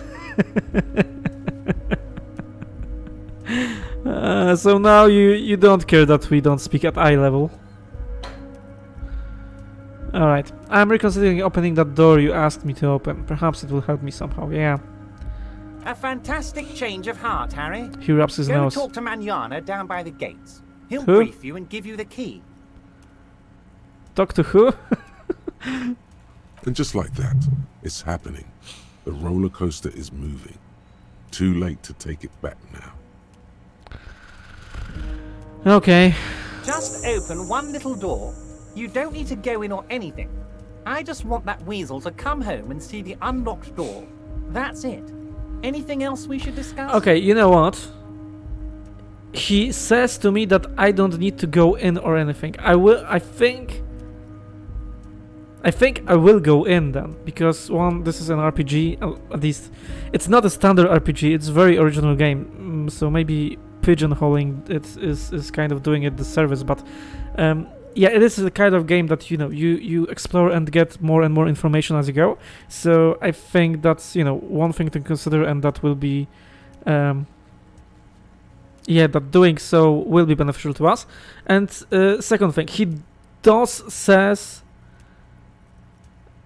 says that I don't need to go in. So I say, fuck you, my guy. I don't like the fact that you are blackmailing me, and I will do the thing that you are telling me not to do. Or maybe it's like reverse psychology, and he already knows that I'm going to do that. Shit, man. I think I'm going too deep here. I think I'm going too deep here right now. Yeah, well, we'll see what's happen. What will happen? I'm going to leave now. See you soon, Debardeur. Just kidding, but not too much. The big man raises his hand in farewell. Yeah, the Debardeur is just a union member, right? Okay. Open apartment door. Let's read that. Maybe there's a way to not do it, or not, at least not do it in a way that he wants us to do it. Okay. Everard asks you to open the basement door behind the greenhouse in the backyard. I don't even know where that is yet. So there's also that. We have to like find it. To intimidate the occupant. Do what you have to do. Everard has promised to give you info on the case in return. And on my gun. Okay, I believe, you know, this doesn't really tell us that we can trick him or anything.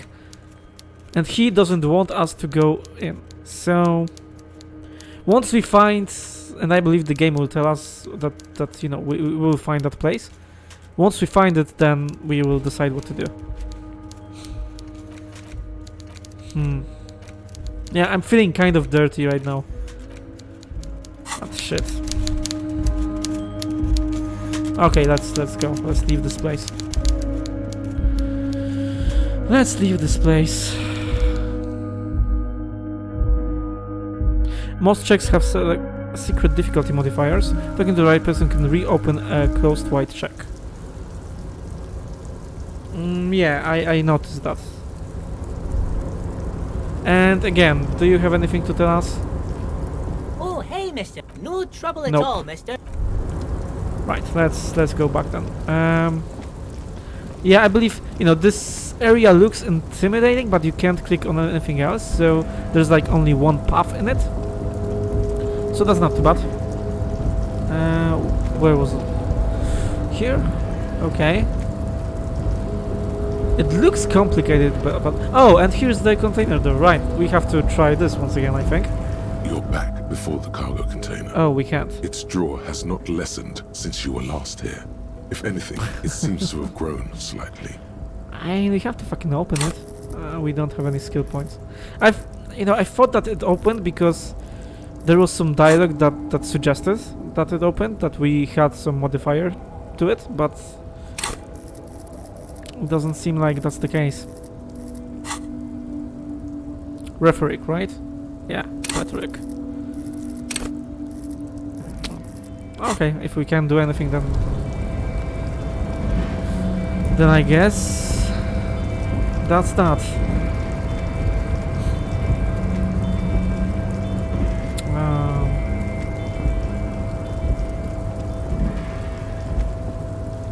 Oh, yeah, because I'm holding a crowbar, no, chain cutters. I'm sorry. So we like have the access to. That's interesting. Shit. Sorry about that. I sneezed.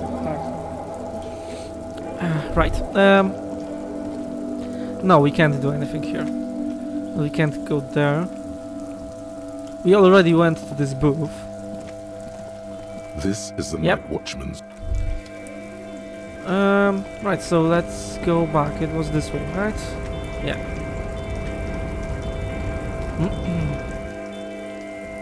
Need to pass time by a book, reading passes time quickly. Right. We have one book.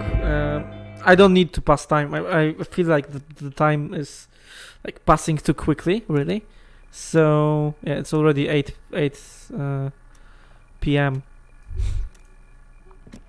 Okay, so can we do this check again? The file cabinet stands steady as ever, and the unlocked drawer slides out to greet you. Okay, we can't. The drawer slides.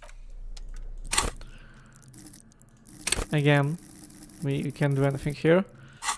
And this thing? The already familiar cold touch of plastic welcomes you as you pick up the handset. I don't get it really. Some checks open, and I don't know why. And some checks I feel should open because of the dialogue modifiers and such, and they don't. So I guess we just have to rely on the map and on this thing right here. Yeah. And before the day ends, we will try to do once again every single one of those unlocked checks. Yeah, 2 of those are from Damaged Ledger. I have to read that again. A set of tracks. What was that? I don't remember what that was. Okay. And a mirror in our room. Okay. And this is the thing that I'm doing now. Cool. Let's try it again then. Interfacing. Yeah, I have yellow glows. Great. Let your muscle memory dial a random number. 83%. Heard your name. Right. Your fingers run over the dial pad. 005. That's the dialing code for Revachol. 4952. And a moment of hesitation before entering the final numbers. 993. Calling. Okay. Calling. Still calling. Then. Video Revachol, 24-hour video rental. We rent 8 and 10mm film for home use. This is Lammy. How may I help you? Krakow. Someone picks up. Video rental. The voice of a youngster on the other end sounds as enthusiastic as that of a man walking towards the gallows.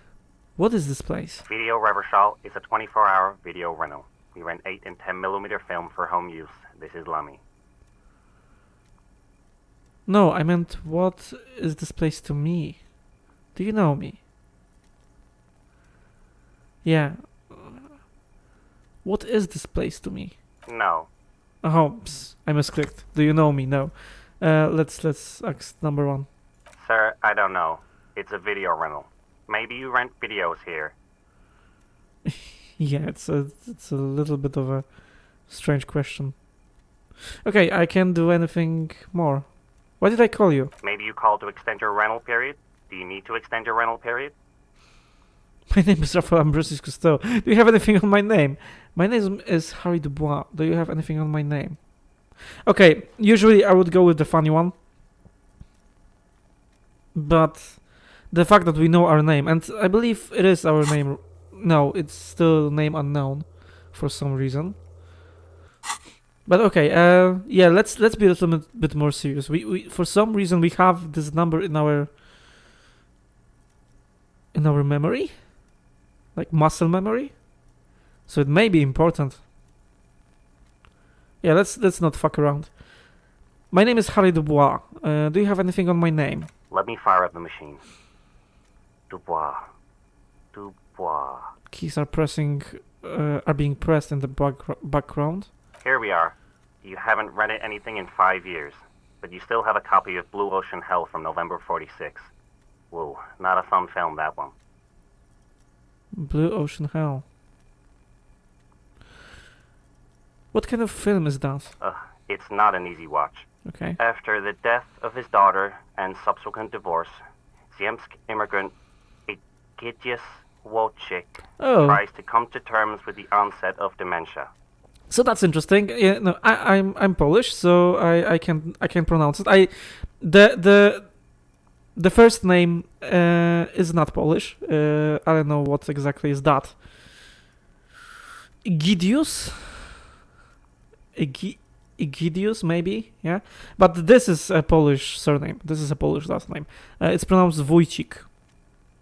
So, Ziemsk immigrant Egidius Wojcik tries to come to terms with the onset of dementia. Huh. No wonder no one's been missing it. Still, it would be great if you could return it to us. We're on the corner of Voyager and Main. Okay, this guy, he's not enthusiastic, but he's very polite. Like, I forgot to give back him my one of their films, and they are not really that much upset about it. So that's nice. It would be great if you could, yeah, if I could, then I would return it to you. The call is terminated by the other party. You're left with the discomforting sound of Maybe the disconnect tone. Maybe he isn't that pleasant. I didn't say goodbye or anything. He just fucking hang up. Right. Okay. Let's end this then. Can we do anything more? The payphone hangs No. mutely on the wall. There isn't much more to do here. All right. I'm glad we passed this check. Let's go further. This door should open now, right? Okay. The map tab in your journal lists all the white checks you can reattempt.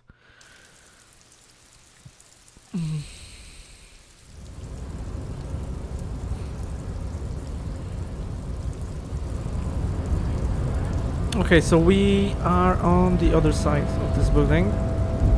I don't believe we were here before. I noticed, in case of a strike, press button behind guard. Okay, so we can freely go here in and out. What's there? Measurehead is a powerful man. Can I talk to you? No. Measurehead crushes all. Just look at him, the wonderful hunk. The future belongs to Measure. What the fuck? What? Are you the Measurehead? Oh. Let's save it. Nobody betrays your degeneracy. Okay. Oh shit. He looks intimidating. And he apparently talks in all caps. Okay, continue. Yeah, Measurehead. His body totally betrays his degeneracy. The young woman at the giant side agrees. Measurehead's babe. What the fuck? Like, this guy has groupies? Say nothing, size him up first? What do you mean my body betrays me? My body does not betray my degeneracy. My body is unimportant. I move the police and I have the police business with you. And that's a serious answer, and I believe maybe it... Okay, say nothing first. Size him up. Are you admiring my morphophysiology? A ripple of muscle passes underneath his skin. He lets you look. It must be frightening to stand in the shadow of this racial pinnacle. What the fuck? Be calm, Sandwich. You are not in danger because you are not a threat to me. Ham sandwich? Alright. Puff out your chest, still say nothing. What do you mean my body betrays me? Okay, so these are the options. Oh, let's... let's try this bodybuilding competition with him. Puff out your chest, still say nothing. Yeah, I'm a silent badass. What is this androgynous display of sexual maturity? He looks down at you, taking stock of your physique. Androgynous display of sexual maturity. Merely standing up makes you sweat profusely. Your breathing is erratic. Your own heartbeat in your ears grows frantic. And you feel your blood pressure rise.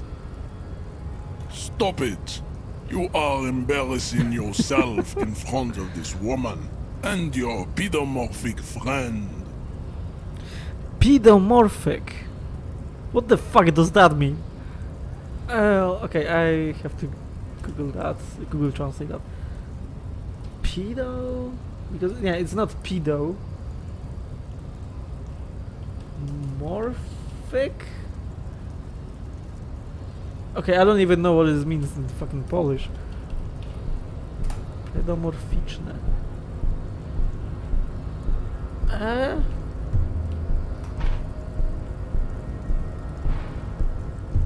What?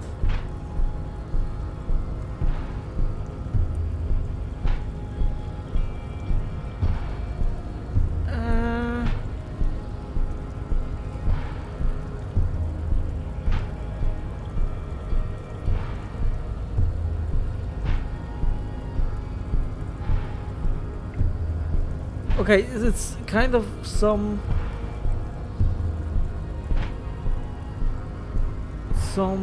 skill in that animals have that's connected to having like gills? I don't fucking know. Doesn't make sense, man. Right. Fuck it. Sorry about that. I was just curious. Continue. This display of weakness may appeal to older women with a stronger maternal instinct, but it is a liability here on Battlefield Martinez. What? If you could see my face right now, dude. May appeal to... What the fuck are you talking about, my man? Sean, look. His body is betraying his degeneracy pretty hard. Maybe you can ask him to leave. She holds her nose. Shut up. Yeah, okay, my body is unimportant. I move the police and I have police business with you. That is precisely the negligence that has led you to succumb to Al Ghul. Al Ghul? His face contorts in disgust, as if you were smelling a dead rat. Succumb to Al Ghul? Like, what the hell is that? Some sort of, I don't know, devil or... Let's continue. I have no idea what this guy is fucking talking about, man. You reek of it. An invisible sword of Al Ghul emerges from your throat. Alright. You cannot see it, but others can. It is making the woman in my company sick. So I'm reeking of Al Ghul. Does he mean like alcohol? Yeah, wait, Al Ghul? Yes, Al Ghul. What is Al Ghul? Al Ghul is an ancient Ilmaran poison, a parasitic fungus that has colonized your race. Alright. It is a trick the desert pygmies played on you, for humiliating them and stripping them of their land. We're not getting closer to any explanation here, my man. Intentionally fermented drinks have existed for Okay. 10,000 years. So it is an alcohol. Fuck's sake, the Ilmaran people did not invent alcohol. It's existed since the Neolithic. This explains everything. This has nothing to do with why I'm here. Yeah, let's be a smartass. Number 1. This is a fabrication the alchemists of Yizot and Bashir and their Rolam Al Ghul have fed your people. Go on believing in it, race loser. Race loser. Oh shit. Is he like a racist? I mean, I think we're the same race, or maybe not. Maybe we're not. What the fuck? I don't think that's how history works. That's probably, yeah, I don't think that's how history works. Why don't you have another drink? Your features are not yet congenitally deformed enough. Okay. Oh yeah, Measurehead. These girls are fucking irritating. The babe looks at him with eyes full of admiration that transcends the merely sexual. Smell your breath. Kim, is it really that bad? You're right, I'm a servant of Al Ghul. I still need you to respect the law. I don't have a problem with Al Ghul, I just drink a little on the weekends. Yeah, so it's alcohol. Kim, is it really that bad? It's not good. It's like a rat crawled into your stomach, got drunk and drowned. Fuck.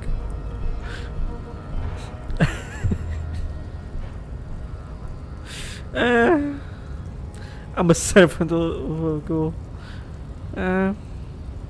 Yeah, this is... I mean... I don't like either of those answers. You're right, I'm a servant of Al Ghul. I still need you to respect the law. That's weird. And I don't have a problem with Al Ghul, I just drink a little on the weekends is fucking lie. But he doesn't need to know that I'm lying. Like... Okay, let's go with number 4. I don't have a problem with Al Ghul, I just drink a little on the weekends. Your mouth moves, but the one who speaks is Al Ghul. You are but a vessel for the Ghul now. Ah, Ghul. Very little of yourself remains. Alright. Okay. So he interprets Al Ghul. You know, it's a ghoul of some kind, right? No, metaphorical one, of course. Occidental Haplogroup B4 is done giving orders around here. The influence of the ham sandwich race is waning. Occidental haplogroup before. What the shit? First, let me make this clear. I'm not drunk. I'm not a drunk. I'm a cop. I just have a drink every now and then. Everyone does. And that's lying. I am the police and I need you to comply now. Take a step closer. The race stuff is not unimportant here. I just need you to help me do my job, please. Okay, that is probably a bad idea, but fuck it. Let's see what happens. I am the police and I need you to comply now. Take a step closer. Jerking motions. Signs of a late-stage neurodegenerative disorder. How far the Occidental Haplogroup has fallen. He pauses in middle of the You were reflection. once a noble and powerful race. You gave the world eugenics, electricity, and powerful weapons of war like missiles and aerostatic aircraft. You made great gains in metallurgy, race theory, and statecraft.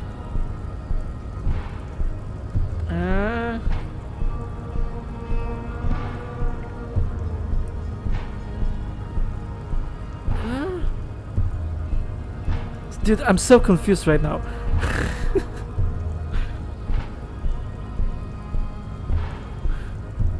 I think, yeah.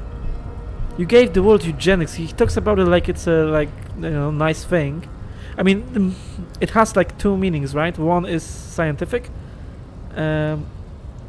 Like it was a term that Carol Darwin invented, right? But yeah, the more popular meaning of this word is not that great. Like it has a negative connotation because of the Adolf Hitler, Third Reich, and it's basically it was used to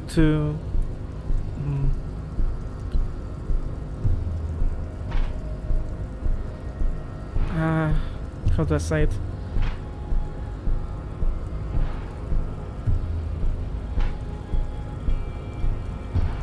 Fuck, I'm blanking on the word right now, but yeah, it was basically racist. The eugenics were used in Third Reich to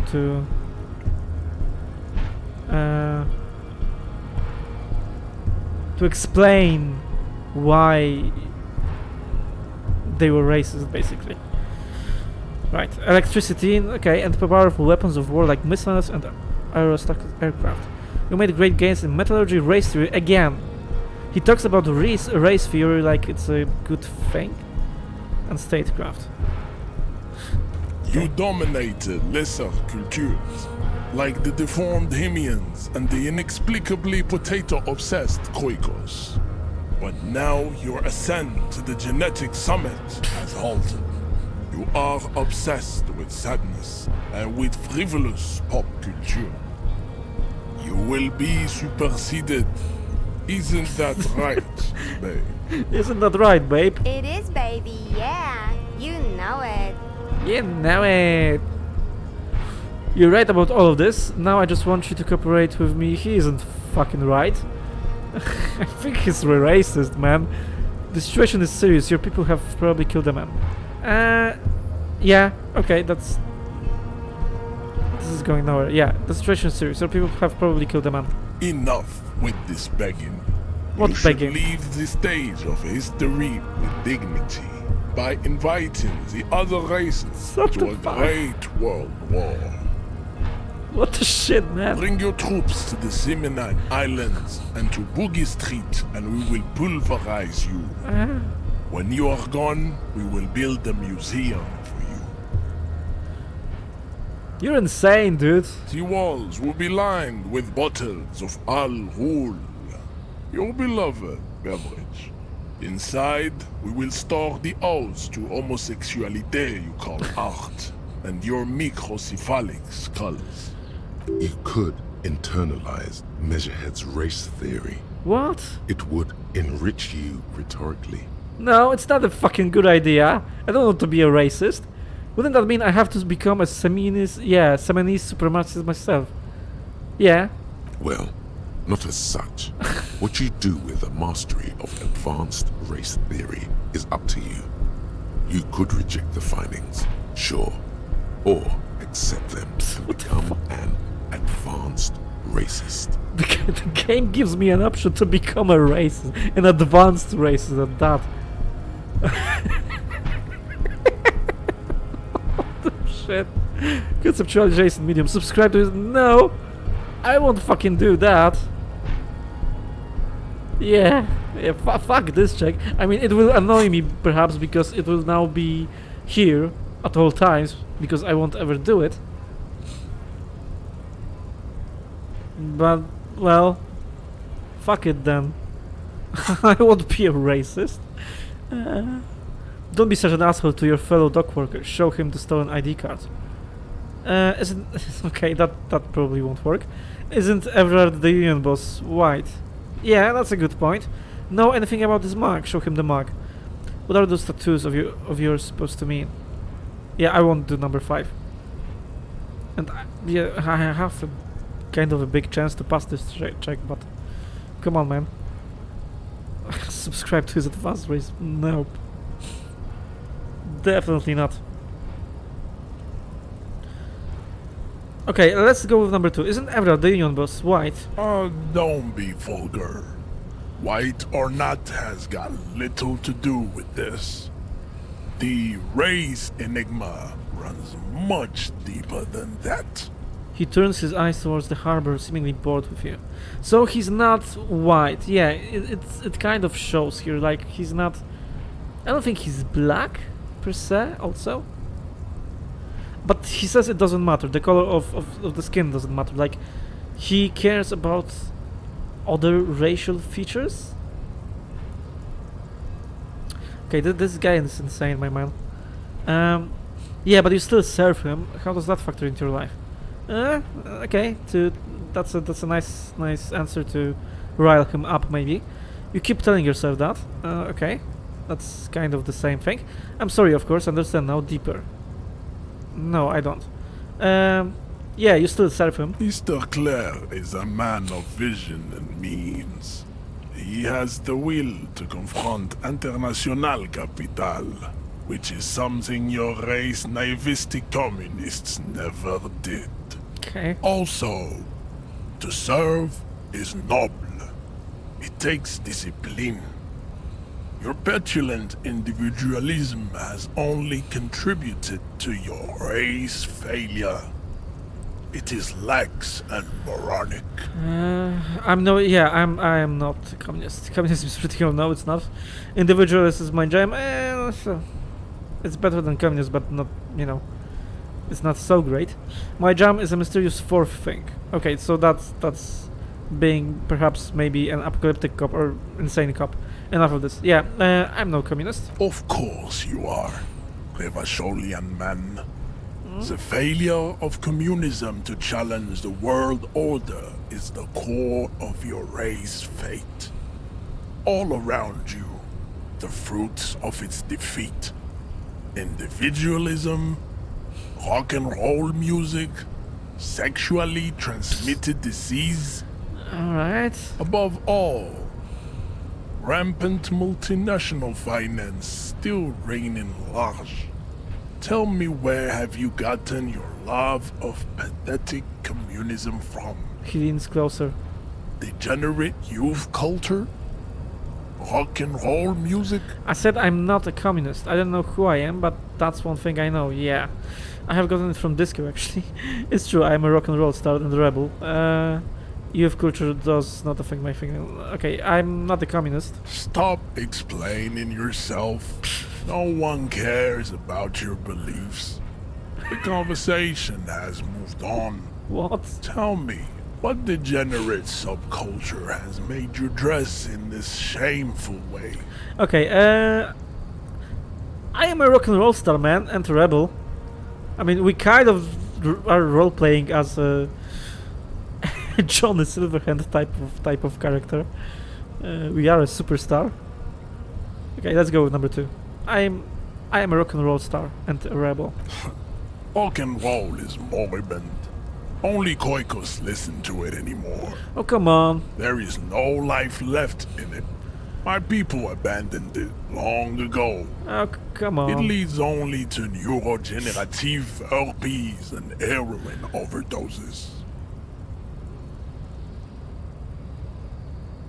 Yeah, rock and roll never will die. It's maybe not as popular as it once was, but still. I am not surprised you enjoy it so much. This has happened to many of the side products of the inevitable cultural victory of the Seminese race. Okay, I ask, who are the Seminese? Yeah, I don't really differentiate those fictional races that greatly. It's kind of complicated, my man. They are obviously doing that because they don't want to use real-world equivalents, and if they did, then there would be probably an outrage about this game being racist because they have a racist character in them. So they put a racist character in it, but he's talking about fictional races. So that way, it's easier to swallow, I guess. Still, because they did that, and because this world is fictional, I just, you know, half of the words that this man speaks are fucking weird to me, and I don't understand them. I don't know who the seminar is. I'm obviously experienced in head trauma. Okay, so the fact that I don't recognize races is explained by that, right? Wonderful. We're done with this line of inquiry. Okay, I'll ask, who are the Seminoles? The South Island race, haplogroup A4A. We are the rightful masters of the Insulindian archipelago. We descend from the Areopagites of ancient Pericarnassus and arrived here 4,000 years ago. Millennia before you. Okay, so he groups the races in some haplogroups. Man, this guy is hard to understand. We are the active masters. Let's continue. We are the future. That is all you need to know. So you were born and raised on the islands before you moved to Revachol? I am a descendant. The narrow streets of Ulimbuir are with me in my genetic dreams. I see young Seminoles women walk into the grey mass on Ile de Fantôme, waiting on immaculate conception from the pale.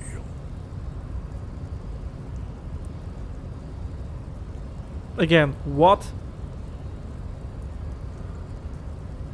What the fuck, man?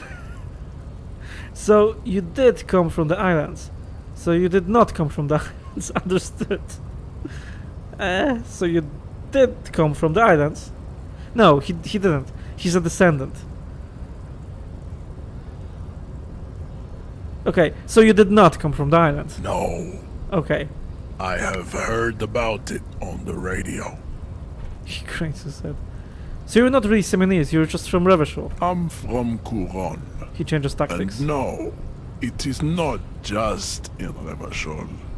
The city is central to the Seminoles strategy. Spreading through its trade networks, our culture will dominate the world. You have heard enough about our phylogenetic secrets for today. You have extinction to come to terms with. Think upon it. Don't be such an asshole to your fellow dock worker. Show him the stolen ID card. The man looks at you, silent and unmoving. His eyes burrow into the remnants of your soul. You are not Santiago. Santiago is not you. Even the phrenically impaired can see this. Okay, that didn't work. Kim, what do you think about this? I'm guessing he is not a fan. I don't think anything about this. We are wasting our time having this conversation. Right. Your pedomorphic friend is right. You should leave here with your tail between your legs, contemplating race extinction. I am an immovable obstacle. An obstacle? An obstacle? To what? Were you the one who was like guarding this place and, you know, I just found a different route first, but if I did not, then I would like to have to convince you to let me in or something, but you are not guarding the door. I don't know what's happening anymore, man. Know anything about this mug? Show him the mug, the racist mug. He does not so much as glance at the object. Yeah, this is your kind of thing, right? Stop showing me your pathetic cup. I have no interest in it. What are those tattoos of yours supposed to mean? Racists are generally not very good examples of their race. He gestures towards the lorryman down the street. Right. Welcome to Revachol. You hear him yell at a redhead woman visiting the fritter nearby. Okay, I don't... Again, I don't know really what's happening right now. What? I am not like them. I am craniometric perfection. I have taken the trouble to permanently draw a phrenologic grid on my skull and features. This should dispel any doubt. And also it cracks me up that he talks in all caps. The drawings are precise and look true to their pseudo-scientific ambitions. One thing, however, it is not entirely free of throwbacks in the phylogenetic tree. His large jaw, for example, could be a trait indicative of criminalism. Okay. Also, his earlobes could be small. Thanks for help, Visual Calculus. Are you sure? I mean, that jaw is clearly an atavistic stigmata. Okay. Your earlobes are too big. You sure I'm not craniometrically superior to you? You're right. That's craniometric perfection. My rage does not stand a chance. No. Yeah, okay. Let's go down the list, I guess. Are you sure? I mean, that jaw is clearly an atavistic stigmata. That atavistic stigmata makes pussy say yes, plenty. Shut up. Babe, thanks. What the fuck? But I got this. Okay, that's all then, I guess. I won't subscribe to his fucking advanced race theory. I won't become racist. I'm guessing that's what that means. Yeah, no, sorry. It will irritate me because it will be Hugh, right? And yeah. But no, I won't do this check. Oh, screw you, my dude. Okay, so I can't go there. That's irritating. I want the fucking loot. Can you move, please? Your race descent has only worsened. Okay, I guess not. Right, that was fucking weird conversation, man.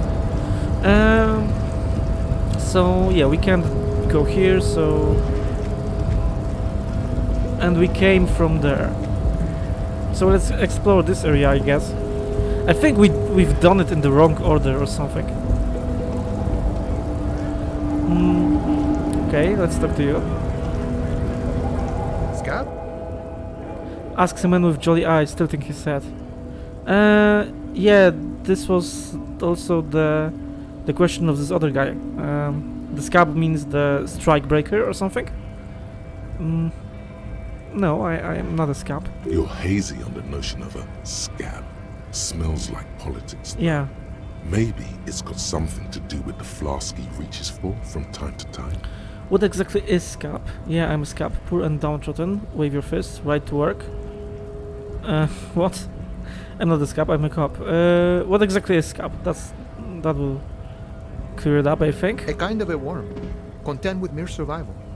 Okay. They come, they want to do our job for shittier pay, screwing over both themselves and us. Everybody loses. Hold on, where did they all come from? Beats me. Somewhere in the ground, I think. Okay, so he clearly doesn't like them. Yeah, you don't seem to like them much. Gotta be bloody stupid, freaking evil to scab. Or I guess, scared maybe. But scared of what? Of who? He looks at the mask, squinting his eyes as if trying to ascertain what they are scared of. Personally, I'd rather beg than scab. If the gentleman shouting on the street came begging, maybe they'd have gotten something. Not. Have you tried talking to them? It's better than begging, come on. Yeah, it's better than begging. Sometimes you gotta do what you gotta do. He knows knowingly. These scabs ain't begging. They ain't holding on to their integrity. Okay. Yeah, I'm a scab. Right to work. No, I'm not a scab, I'm a cop. I was just messing with you. No one's ever seen a cop scab. His smile deepens his wrinkles even more. Imagine, you cops going on a strike, but then another cop comes in and says, let us cop for less money. Okay, he chuckles, then realizes. Right, so scabs are basically the strike breakers. So there's a strike, this is another union member who's on strike, and I'm guessing there are some people who are trying to break the strike. And these are called scabs. Okay, I get it now. He chuckles, then realizes. Speaking of, what brings the RCM here? To the wild north? Come to see the strife? Everett said you have a key. Okay, so yeah, call me Mañana. He's the guy I was supposed to talk to. You have a key to a door. Hey, you're the man in boots at the gates. Kuno said, you know. Okay. So the quests converged. That's nice. We'll talk to him about all of that for sure. I'm a bit short on money right now. Can you give me some of it? Any idea who killed the hangman?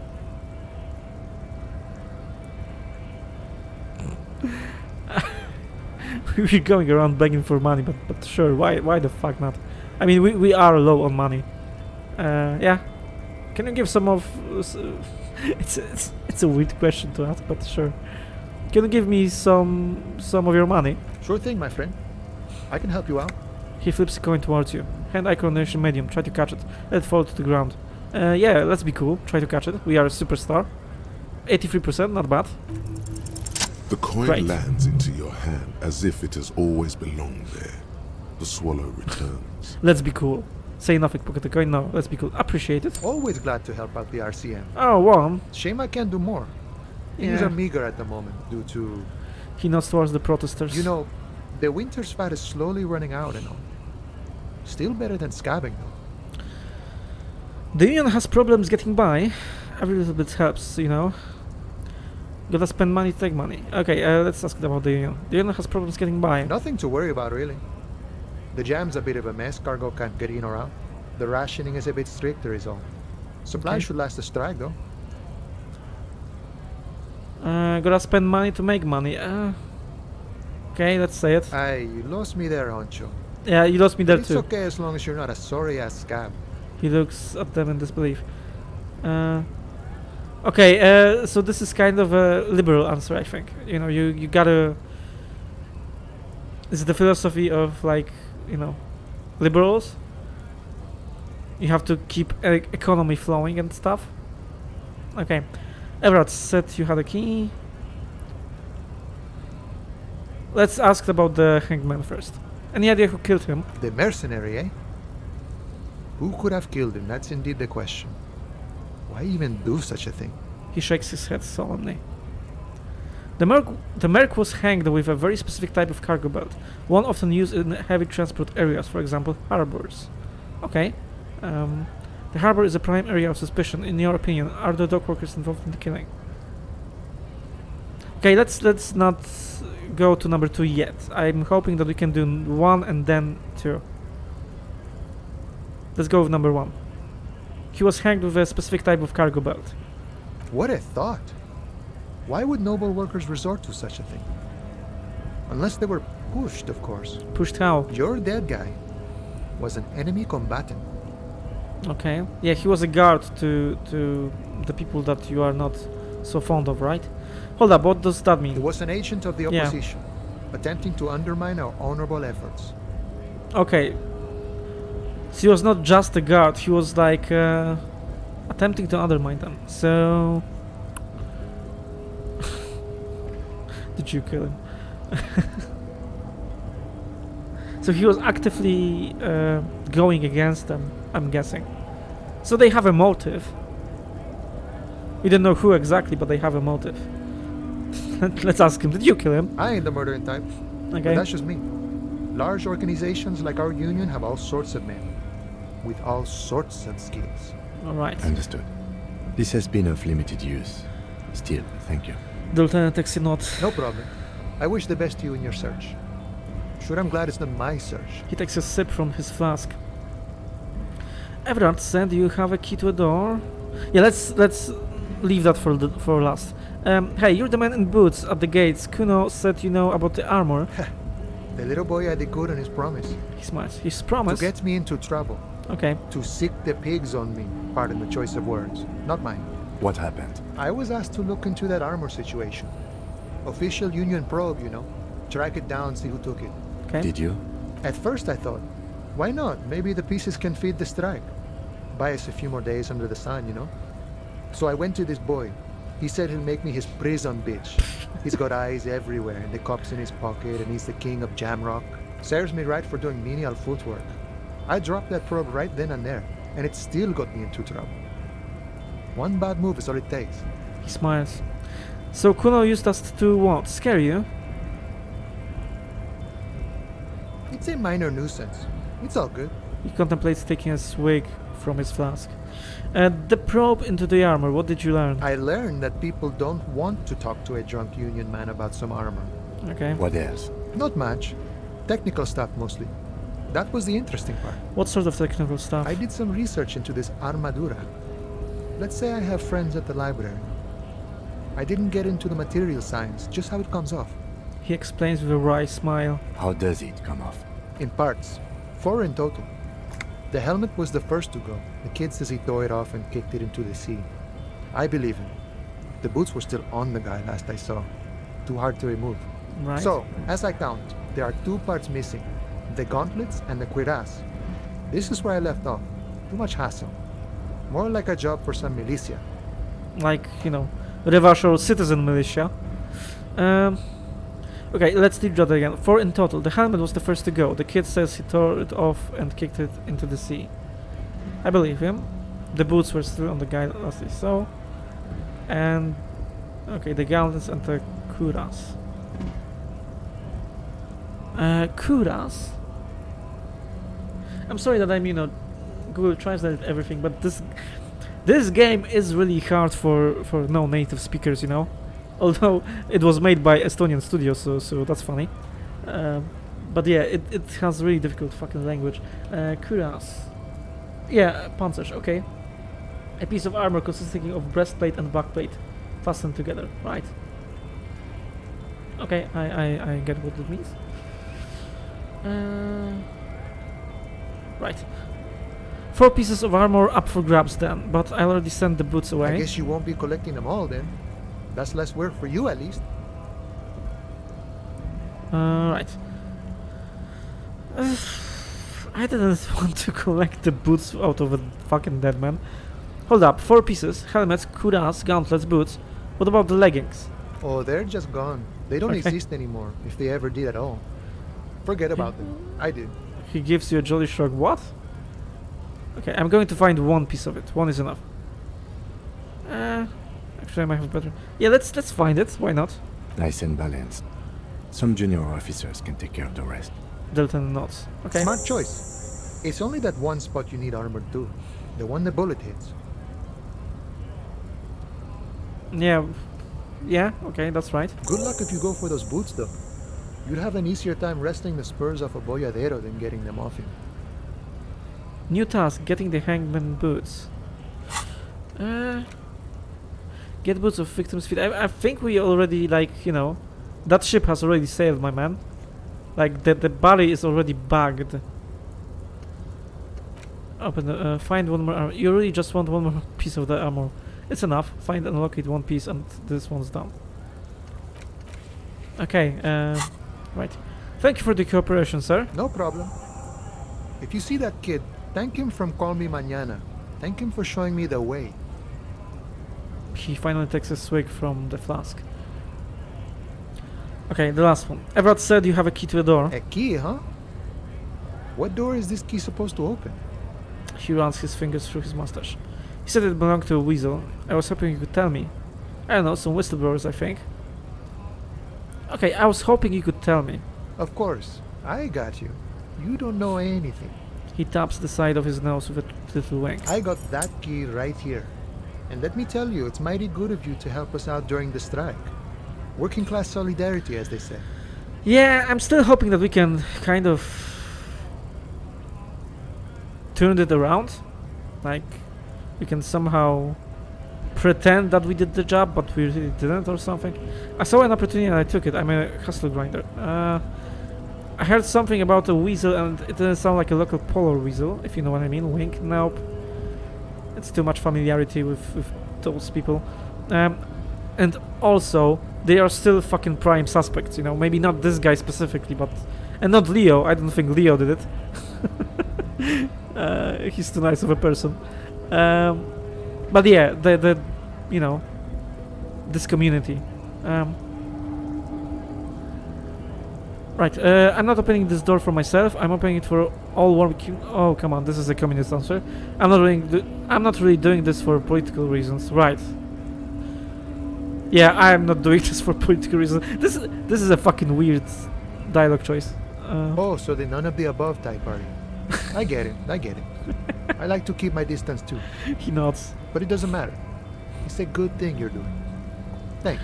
None of the above types. So the game kind of, laughs at me because the three options were political and I chose not to associate with any of them. What you're looking for is a basement door behind the greenhouse. That's behind the whirling in rags. That's all I know. Our organization is what you call compartmentalized. Means we keep out of each other's business. Right. Okay, but where did you get the key from? The janitor gave it to me. Nice fella. We talked about life and things that really, truly matter. His gaze wanders off into the distance. None of this mess we're in. This jiving and juggling. What's it for? He doesn't wait for your To feed answer. our children, I guess. Anything else I should know about the task, the wizard person, when he'll get home? Well, he'll be home. I'm more of a philosophical dock worker. I like to talk about the big picture stuff. Who I am, who you are, what we are fighting for. He shakes his head. The man takes a big sip from his flask, right? He means he's not going to tell you, cause he doesn't know. Okay. But he will shoot his mouth off with you now that you're working for Everard. Who he is, and what they're fighting for. This is interesting. Why are you striking? We're negotiating our share. You're sure? Aye. He seems pleased with himself. Wait, so no, not wages or pensions or... Yeah, I mean, a share could mean that. This stuff, they already covered. Alright, so they don't. So you're... negotiating your share. Shouldn't you be grateful then? It's a lot more than most people here have. At least you get the benefits, that's something. However much you feed the wolf. Okay, let's be a little... like a little bit confrontational. Shouldn't you be grateful? Never grateful. Were we ever grateful, we'd have nothing. Okay. You fight for every piece.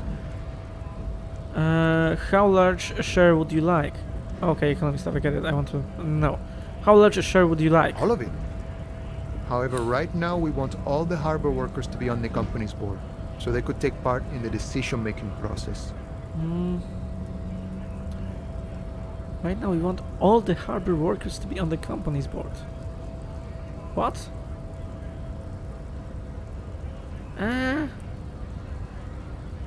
That's a strange request. This seditious talk sounds like communism. Yeah, it is, Just right? so we're on the same page. Communism is basically wanting to kill the rich people or deporting them to a labor camp in southeast Iran. But don't say that out loud if you're a communist. Okay, so this is an embellishment in the other way. It's kind of funny. But it does sound kind of... yeah, it does sound like communism. I mean, like a capitalistic communism, because, in a true communism, then... if it was a true communism, then this whole company that they want to be...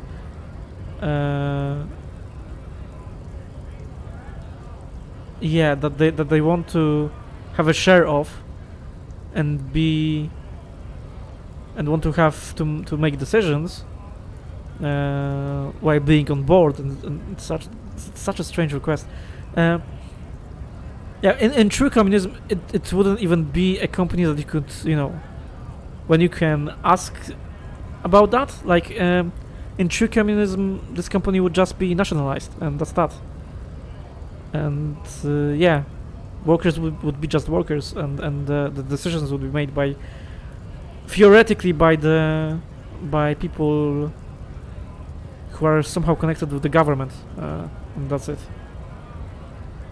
So that's like a communism in a capitalistic structure or something. Are you a communist? No. I don't think I'm a communist. Seeing something of value and saying I want it all to myself is a much older and simpler notion. No science to it at all. Okay. Even a weak child can think it. The only things holding someone back are I can't and I shouldn't. Right on, brother. No, I don't agree with this notion, really. I mean, it's true. The notion is I want it all to myself is is an old notion. You shouldn't take what's not yours. Cool, I don't have anything to add to that. Yeah, you shouldn't take what's not yours. Then how can anything ever be mine? But that's okay. We don't have to agree. The prairie is wide enough for all of us. I mean, there are stuff that are nobodies, and you can build on that. If you are talking in philosophical sense. You don't have to take away something from someone else. Necessarily. Okay, the bossman, Everard, what can you tell me about him? I think it's best you make up your own mind now that you've met him. Yeah, he's a mob boss. In my eyes, he is a capable organizer and a decent businessman. No, he's just a mob boss. What does bossing the union entail anyway? I guess you kind of get to be the village chief. He oversees the harbor, makes deals with the owners or other relevant parties. Watches out for his own. Fuck. By that, you mean corruption? By heavens, why would he not be corrupt? We live in a harsh and disordered world, see? And in this world, the old man is corrupt for our benefit, and we know it. Appreciate it even. He is, personally, not too lavish. The desks seem lavish to me, yeah. He is reasonably lavish, sure. That's his prerogative. It's not like you want a saintly demeanor on a corrupt motherfucker. That would be a manipulative illusion. He's still a manipulative illusionist, if you ask me. Like, yeah, maybe not that much of a manipulative prick, but he doesn't really hide that much of his true intention, but still. Again, he's just a fucking mob boss. Besides, there are no non-corrupt systems in the world anyway, and moralism is the most corrupt of them all. This man has political theory, and it has not failed him today. Got the picture, I mean, no. You seem to have spent a lot of time thinking about the political situation. Sure. I've had the necessary free time. He spreads his arm wide. Fortunately, there's always time. Yeah. He spreads his arm wide, using the reach to show how much time he has. The look in his brown eyes conjures up an understanding. For him, having command of his time is the most important thing. It all comes together now. The way he speaks about scabs, his general attitude. He's a follower of a 500-year-old Franco-Nigerian Boyadero code, itself an appropriation of Vespertine cool. Game, you are losing me with the slang, man. With maybe not slang, but yeah. When you are explaining to me a history of this world, then it's impressive that you know they created all this lore, but still, I don't have any context to put it in. I don't know what Boyadero is.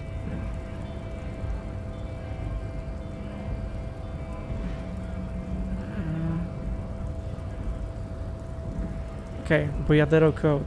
That of a noble peasant or a traveling herdsman. True to yourself, independent in your actions, loyal to your friends. So some kind of I don't know, a cowboy or something. Maybe I am a boyadero. No. I could, but what if maybe unless what if? No. The man sits on the railing, his hands reaching far and wide. Yet it feels as if he could effortlessly go even wider, if need be. An endless torrent of time. Nice talk, gotta get going. Gotta get moving. Right, that was an interesting conversation. And once again, I'm not fucking comfortable in this area. Well, let's explore it, fuck it. It says GRIH. The Greater Revachol Industrial Harbor, alright. Here is a measure head. Can we, like, maybe go some other route to get to this? No, we can't. Yeah, if I click it, then he will just go up the stairs, right? Right, nope. I don't want to do that.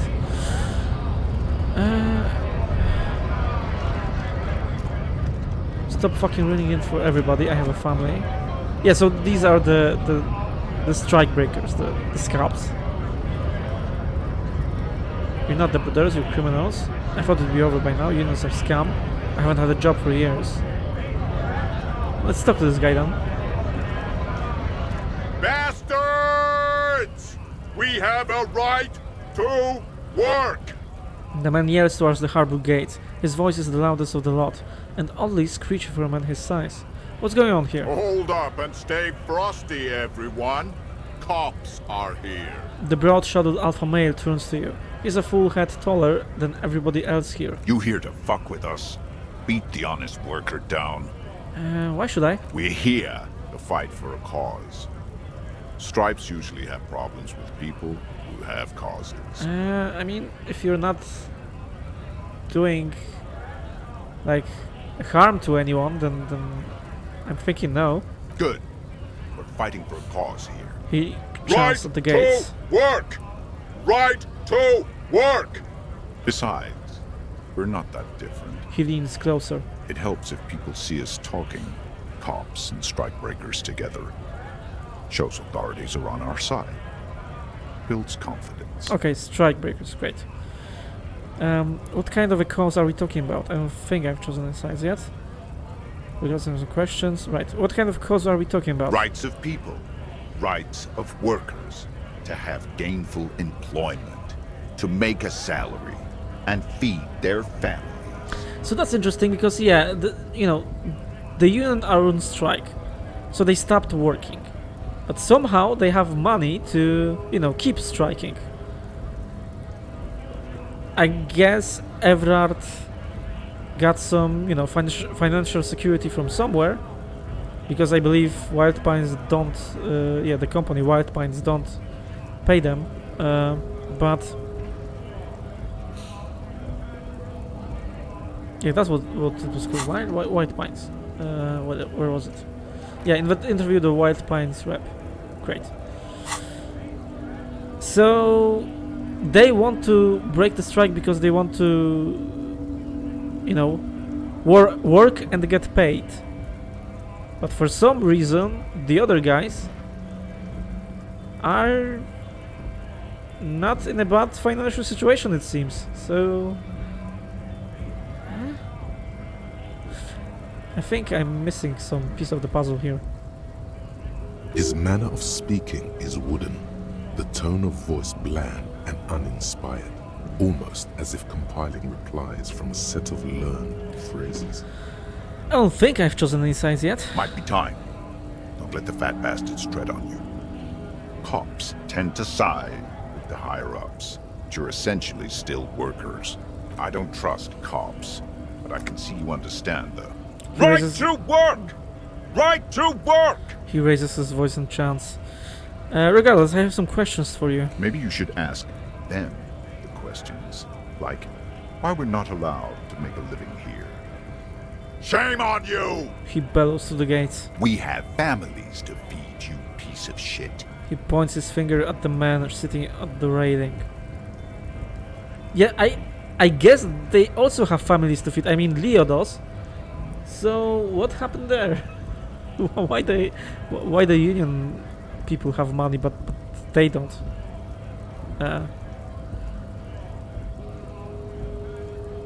Okay, there's something strange going on. So do we, Scott.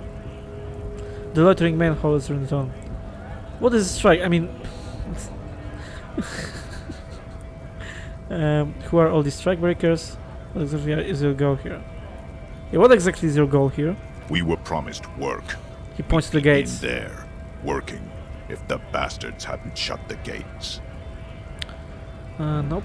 And you are unable to breach the entrance. Main gate's locked. Would take heavy ordnance to bust it open. Could try to get in through the secretary's office. Door's locked.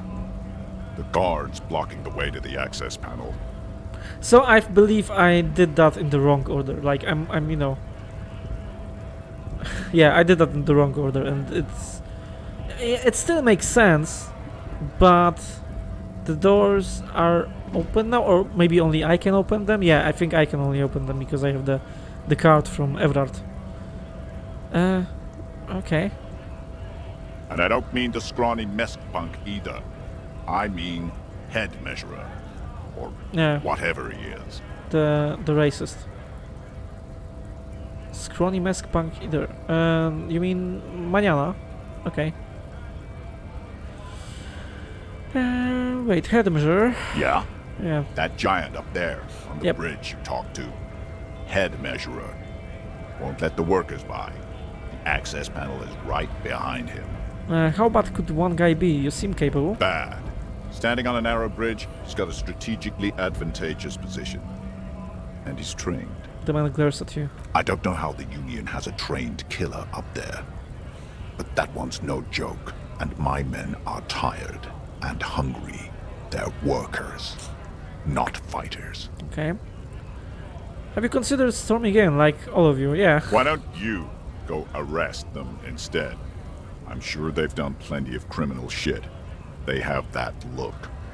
It would be better for the neighborhood if you went home, at least for now, if you can't get in anyway. No! They will give up eventually. Or get drunk. Leave the button unguarded. Then we charge. The man rubs his jaw, a perfect lightly bearded square wedge. What is a strike? I mean, sure. Why not? What is a strike? When a bunch of ungrateful, lazy cockroaches can't get their act together, decide to block honest work for other people. He shifts uncomfortably in his workers' overalls. What do the strikers want? Beats me. They mumble nonsense about boardrooms and workers' rights, while we have the right to work! He raises his fist and starts shouting again. There's something odd in the way he carries himself. Yeah, it is. His set of clothing looks vaguely mismatched. The different pieces of the attire seem ill-fitting. Alright. Ill-fitting, what does that mean? His shirt is far too small and an unpleasantly tight fit, while the overalls, held up by a belt, seem to fit a man with much more corpulence. No, you're wearing new clothes. He ignores your question, choosing instead to turn to the emaciated workers, raising both fists in the air. The clothes are obviously not his.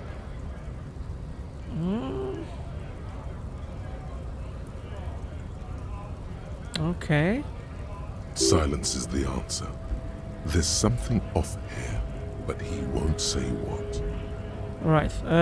Who are all these strikebreakers? Look around. Honest men and women, with rights, to work, to be useful, not toys for corporate interests. The man runs a hand through his steadily graying military haircut. We came here to help the harbor run smoothly in time of crisis. If Union fucks don't want work, they ought to let in those who do want work. Okay. I have a question. Why do all these men follow your leadership? The lieutenant looks him in the eye. Yeah. I mean, because he's the, alpha male, right? And he's taller than anybody else and more muscular and such. Maybe. You think they follow because I'm big and loud? Okay. No, they follow the rules of the market, the rules of the economy, because they were given a job to do! He starts bellowing. You've been talking to him for quite a while now. Something is off with this guy. Ask him where he's from. Okay, I gotta ask, where exactly are you from? What's it to you? Deep-set suspicion drips from every syllable. Curiosity, going to figure out this strike mess. Routine, part of this investigation. I thought you looked real familiar for a second there. No, that won't work. Yeah, it's a part of the investigation. Just indulge me, please. Am I a suspect? Done no crimes. I only fight for the rights of people. His eyes narrow. Already got that. I am interested in your background. Makes sense, I guess. Never mind. Yeah, no, this is a stupid answer. I'm a fucking detective. I should pry. This is my, prying is my job. Already got that. I'm interested in your background. We're all workers, right? Workers stick together. Came from the eminent domain, in Jamrock. Right. Backgrounds in odd jobs, heavy lifting, cargo hauling, bouncer work. I know the drill. A bouncer? Where? I frequent a lot of bars. Maybe it's one I know. Sweet, I know bars. Been thrown out from several. Maybe that's why you seem familiar.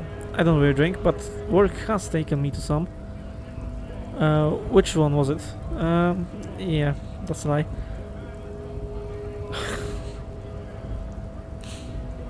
But it does, these two are a little bit funny, but I'm guessing in this stream we are more of a factual person, more of a like real cop.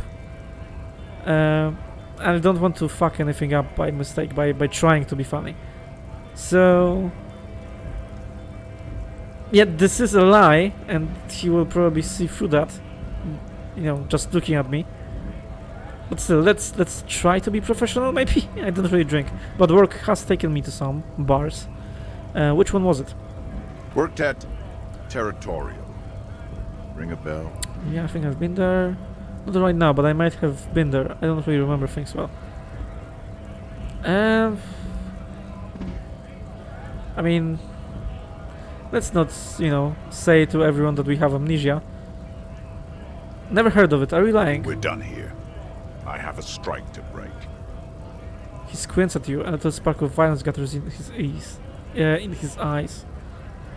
Then he blinks and turns to his man. Did I fuck up? I mean, I gained experience. Right to work! Right to work! Shame on you! Oh shit! I've encountered an error. Will you send a bug report so we can find a way to fix the issue? What the fuck? Confirm? Does the game crash? No, it seems to be working. Let me see the stream. Yeah, I think it works still. Shit, what the fuck was that? I mean, maybe I sent something to the Zaom studio so they can fix it or something. But okay, that was weird. Right to work. The ostensible leader of the strikebreakers chant furiously, shame on you. I wasn't done asking questions. Hey, tough guy, I had more questions. Excuse me, I wasn't done asking questions. Things are busy enough.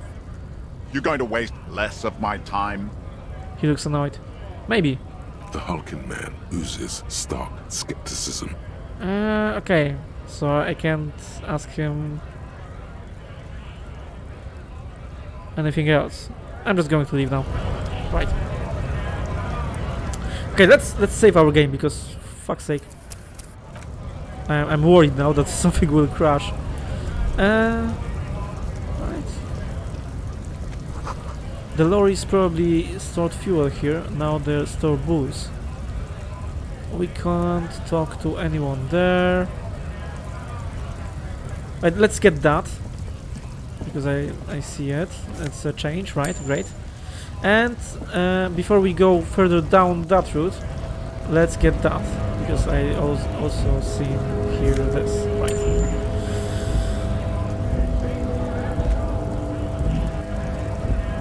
Yeah, so we'll go, that route, and then we go back and we go that route, and that way we will cover all the ground and be, familiarize ourselves with this area. What's this? Fritz, sick. Why the hell there's a sick in brackets, right? Like, it's from Latin, I believe, and the meaning of this is something like, for seriously or something, like, we know it's hard to believe, but it is serious. There isn't any mistake in the statement that is before this bracket. So I don't know why it would like fit to a store name. Yeah, it's from Latin sic erat scriptum.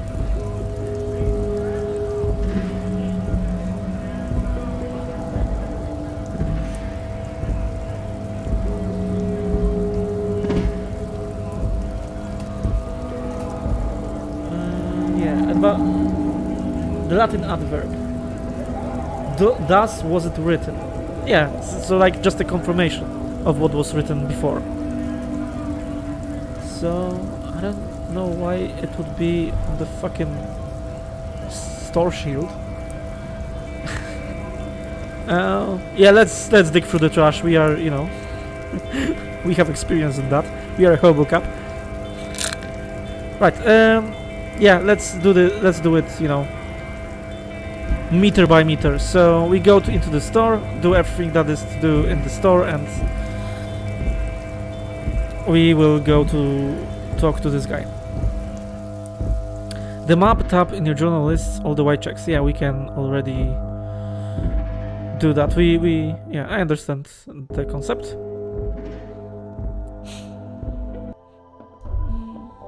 Right. Yellow roses, dozens of them. Tulips too. What's this? A melancholy pop song plays on the radio. The tear machine stands in the corner. Oh. A sign says 1 bottle equals 10 cents. Okay. Yeah, I remember that. Yeah. I remember this from 2 years ago. You collect tear but I can't do it yet. I don't have like a bug or something, and yeah. But I believe it will prove useful to us. What is this machine? Oh, that's the tear machine. The Claire looks up out of her magazine. Yes, but what is it? Well, yeah. Let's play the idiot. Yes, but what is it? It's a machine for tear. You know, you find tear outside, like bottles or whatever, and put it in the machine. Then it gives you money. She knits her brow, confused. I see. And how do I pick up tear for the tear machine? You need a bag, I guess. We used to have some, but we gave them all out, so... She shrugs awkwardly. Okay. Feel free to use it if you find a bag, though. I'm sure there are some out there. She points outside. Somewhere. I didn't find one yet. Okay, great. Right, let's... what's this? Okay, we can click on this, and talk to her. So let's click on this. A small cabinet on the wall is filled with various medicine bottles, nasal sprays, and blister packs. They all bear the Saint Baptiste Pharmaceutics logo. I believe we don't need them right now. We have like 3 health potions. I will keep calling them potions. I mean, you know, they're not potions really, but yeah. Medicines. All right, we have some health medicine and we have some morale medicine. So yeah, we have 5 of morale ones and 3 of health ones. So I don't believe we need to like buy anything. Their logo is the bloodless rose, pure white, untouched by harm. Just ask me if you need anything from Saint Baptiste. We don't stock prescription meds, but we do have Nosafed, Duramine, Magnesium, and Hypnogamma. What do those products do? Who is Saint Baptiste? Can I have Nosafed? No, I don't believe I need... Yeah, this is a health thing. This is... Oh, plus 3 health... Okay, it's a... It's a pill. for one moment there, I thought that it was something else, but it's a pill, right? A bottle of magnesium, please. I'll take some hypergammas. So yeah, okay. Maybe we'll, you know, return to it sometime, but I believe we are good for now. Let's just ask a question. What do those products do? I don't know. Let's see. Nosafed is a nasal spray. Duramine is a really good painkiller. Magnesium is a dietary supplement. Hypnogamma is...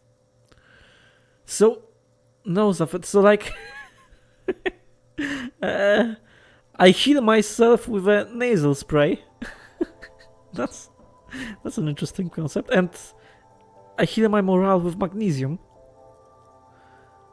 I don't really know what Hypnogamma is. I guess it makes you feel less shit.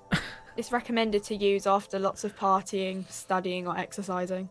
Thank you for explaining it. Can you be a little more specific? No. Sorry. I'm not like a doctor or anything. She chews her bubblegum absent-mindedly. Nosafed heals +1 health. Okay. Duramine heals +3 health. Magnesium heals +1 morale. Hypnogamma heals +3 morale. Thank you, tutorial agent. Who is Saint Baptiste? Saint Baptiste. You know, the pharmaceuticals company. She nods slowly at the cabinet. St. Baptiste Pharmaceuticals. The one that sells meds out of St. Baptiste. She points to the cabinet. There. She is right. Saint Baptiste, the company, derives its name from Saint Baptiste, the city. Itself so named because that's what it is. Okay, a that's rare strange. case where that really is the full etymological history. As far as almost anyone knows, at least. So there wasn't any person called Saint Baptiste. Okay, that's funny. Right, leave. And what's this? A colorful display of cigarettes and alcohol bottles line the shop wall, inviting you closer. The bottles wink at you in the light. The smokes too glitter in their wrapping. It's like looking into a kind of heaven. Your knees are weak. Cigarettes and alcohol, right. I don't think we'll be spending money on those. I'm in heaven, I just need to sell. No, I don't. Say no, we're just taking it. This is not a good place for recovering addict. Okay, let's do number 2 and then number 3 maybe. Just take it in. The beauty, the truth, the poetry of it all. I don't think it's poetic at all, man. I'm obliged to inform you that both alcohol and cigarettes damage your health. But I guess you already know that. Yeah, thanks for being a jerk. She comments as you eye the goods behind her. Please tell me more about these products. The pale aged vodka is special, I guess. It's stored in pale for a couple of years, which makes it super expensive and super strong.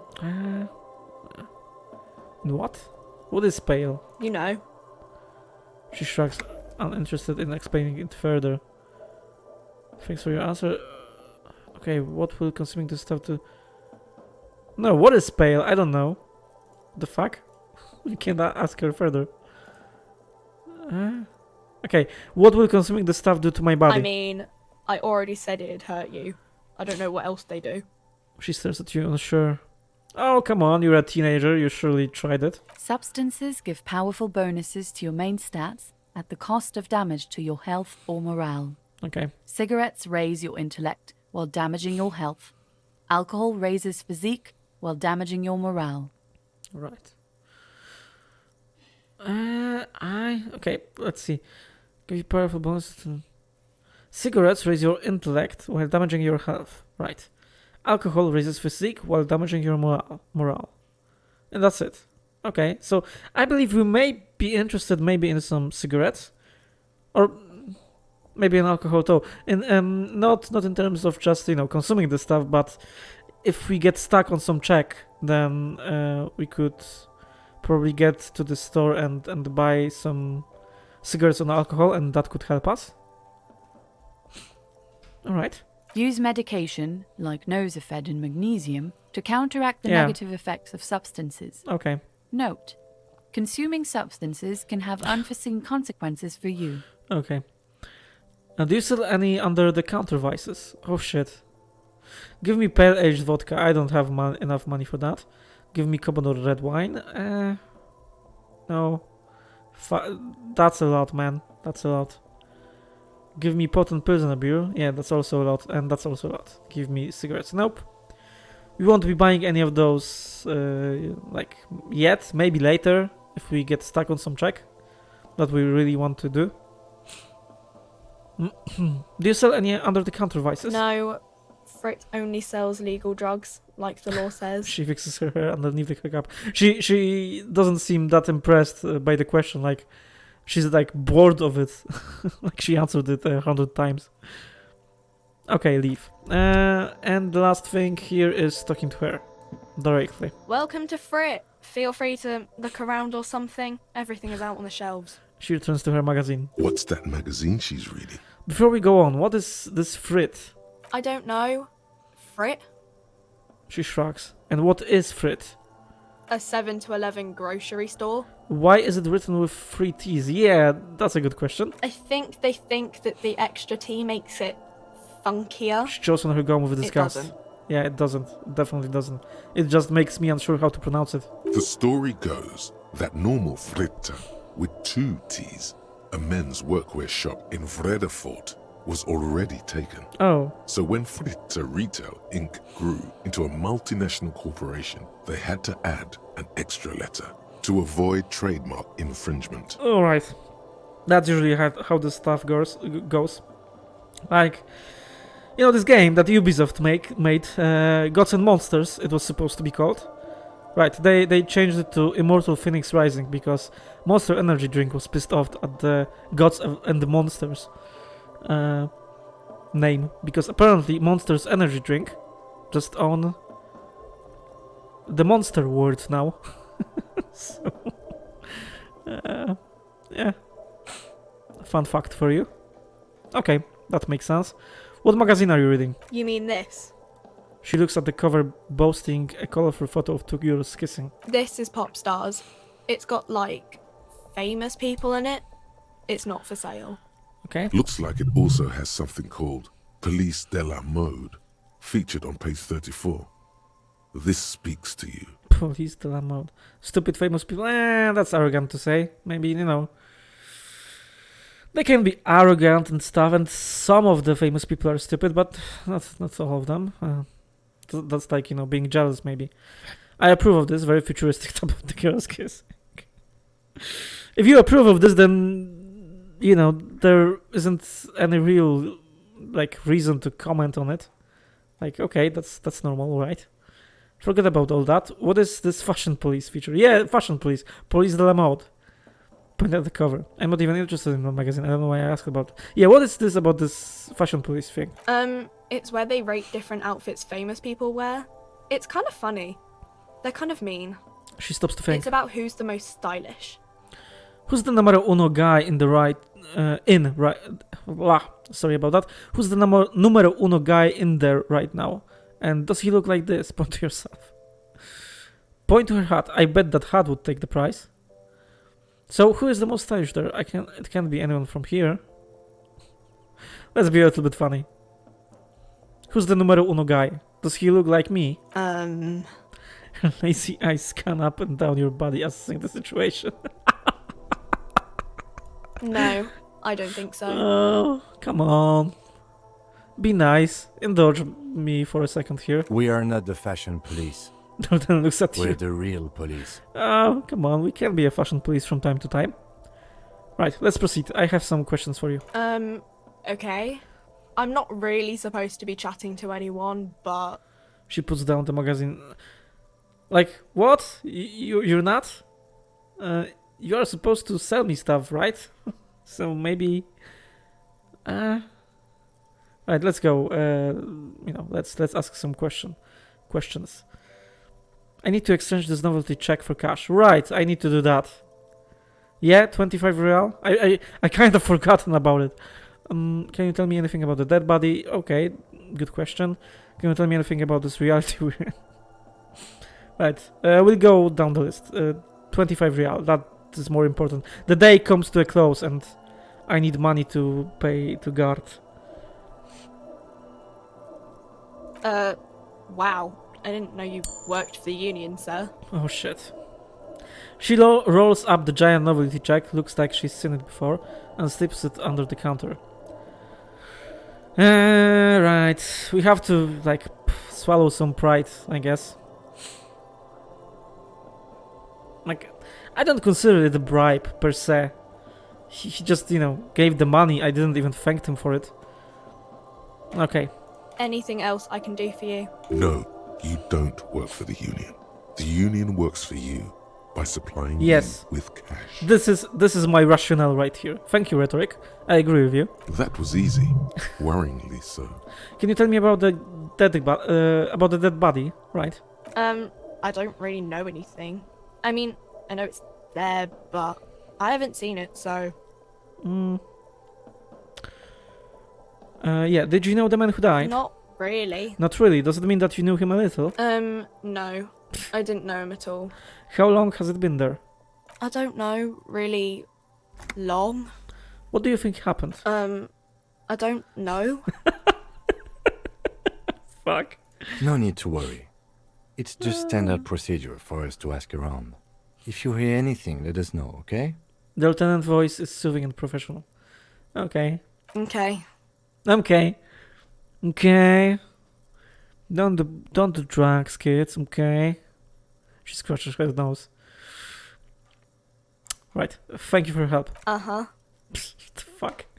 She brushes the stain of her face and tries to return to her magazine. Right. Let's go for the wacky one at the end. Can you tell me anything about this reality we're in? Reality? You mean what reality? Economic reality or? You know, all of the reality. She is like a student unexpectedly called upon by a teacher. Yeah. Can she answer the classroom question? Yeah, I don't know. I don't know. Not really. I don't know anything. Yes, tell me about the economic. No, I meant the physical.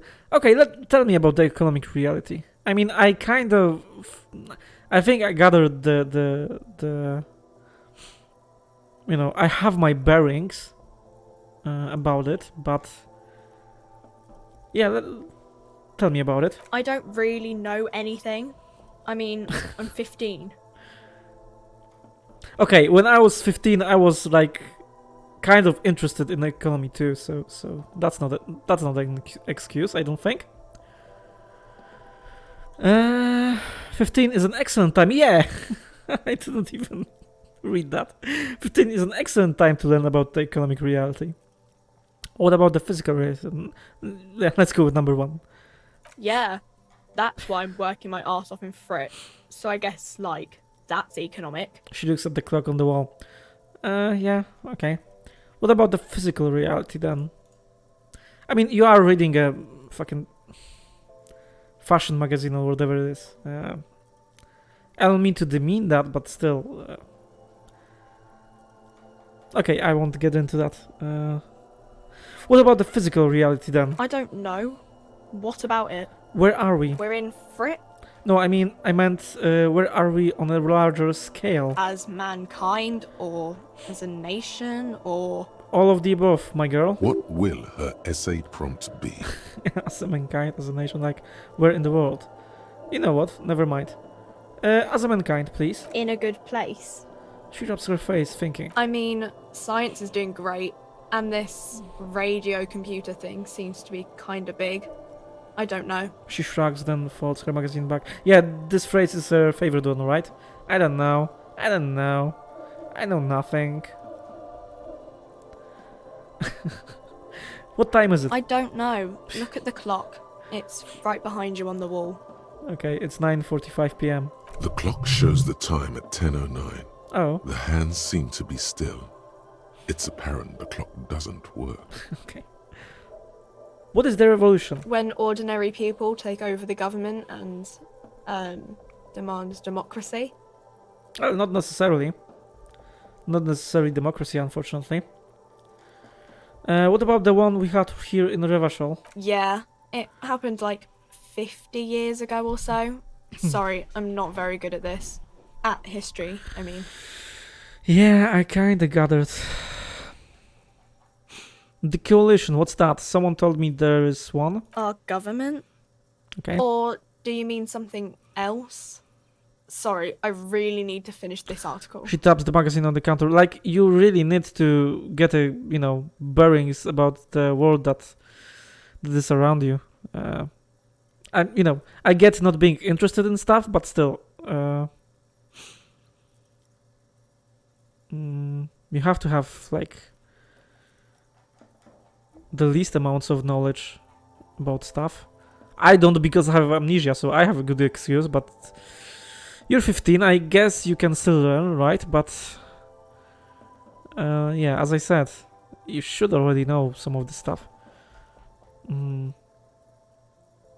Yeah, maybe it's presumptuous of me to say that. Maybe I'm wrong here. She's 15 and she works at a store, so that's... Yeah, right, maybe her situation is hard or something, and she needs money and doesn't really have time to learn things properly. Still, she's reading this magazine. Okay, let's leave it at that. I don't know. I won't judge your whole character by this conversation, but this short conversation. Right, I won't bother you with this nonsense anymore. Cool. She seems happy to return to her reading. Okay, let's leave. And that's all, I think. I was supposed to stop here. Like, it's 8:34 p.m. CST. So right now I should supposed to stop and then, you know, give myself 1 hour break, give my voice 1 hour break, and then go to Football Manager. But then, man, I think I'm kinda enjoying this too much. There aren't really any people in the stream, but to be fair, I'm not really doing this for views or anything. I mean, I would appreciate that if you would go here and you know, play with me, because we have this extension that we never use, and I think it would be cool. But still, I kind of do it because I want to just speak in English for 4 hours, and that way improve my speaking abilities. Yeah. I know that I have like an accent and stuff, and I sometimes forget words. I blank on words that I should say. So that way I think, you know, this sort of streaming thing can improve that. So that's cool. And yeah, on top of that, I really enjoy this. I really fucking enjoy this game. So I think I'll keep going for like half an hour maybe. Let's do that. You can sleep after 9 p.m. Sleeping heals all your health and morale. Okay, that's good to know. So I could go to sleep right now, but I don't want to. I mean, I'm guessing the game will prompt me to do so at some point. But I want to, like, explore everything I can in the first day. Free teas, how idiomatic. Right, we are supposed to talk to this guy. Let's first see what's there. Jump Gems, a popular music mag, okay.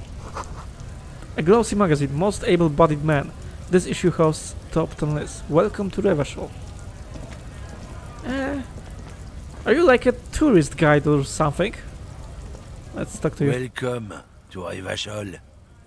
Racist lorry driver. Okay. So you're racist apparently. Damn, there are many racists here. Like, in close proximity to each other. Welcome to Revachol, announces the rotund man. The remark isn't addressed to you, it's addressed to the lieutenant. Why are you addressing my partner like that? Hey, I know Revachol, that's where we are. Okay, that's, you know, being ignorant. And it's not that funny. Never mind, let's keep moving. Yeah, why are you addressing my partner like that? Don't you welcome to Revachol me. Oh. My grandfather came here from a 3,000-year-old racist isolationist culture, while your ancestors came to this island a mere 300 years ago. The lieutenant fires back. Oh, so that was supposed to be like a racist remark, right?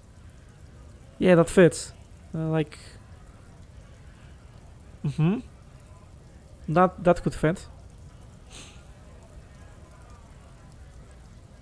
Yeah, if, like, I don't know, Poland is a really homogeneous country, so like 95% of people here are white, but it would be like, you know, some black person came to Poland and some racist asshole shouted, "Welcome to Poland," or something.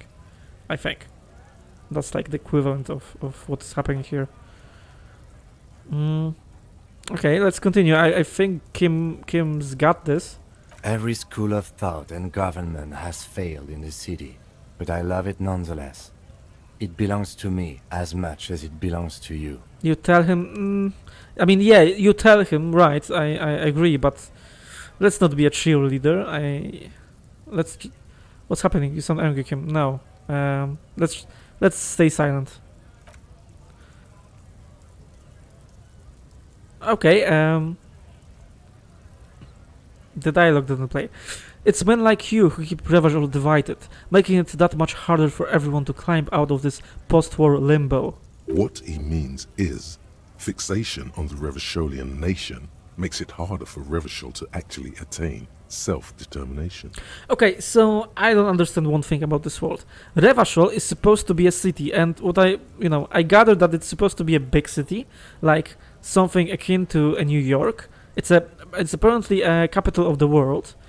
And it has several districts. We are now in Martinez, I think, and there is like Jamrock, our police station is from that district, and I don't know, Couron, or maybe not. Maybe Couron is a different entity altogether. But still,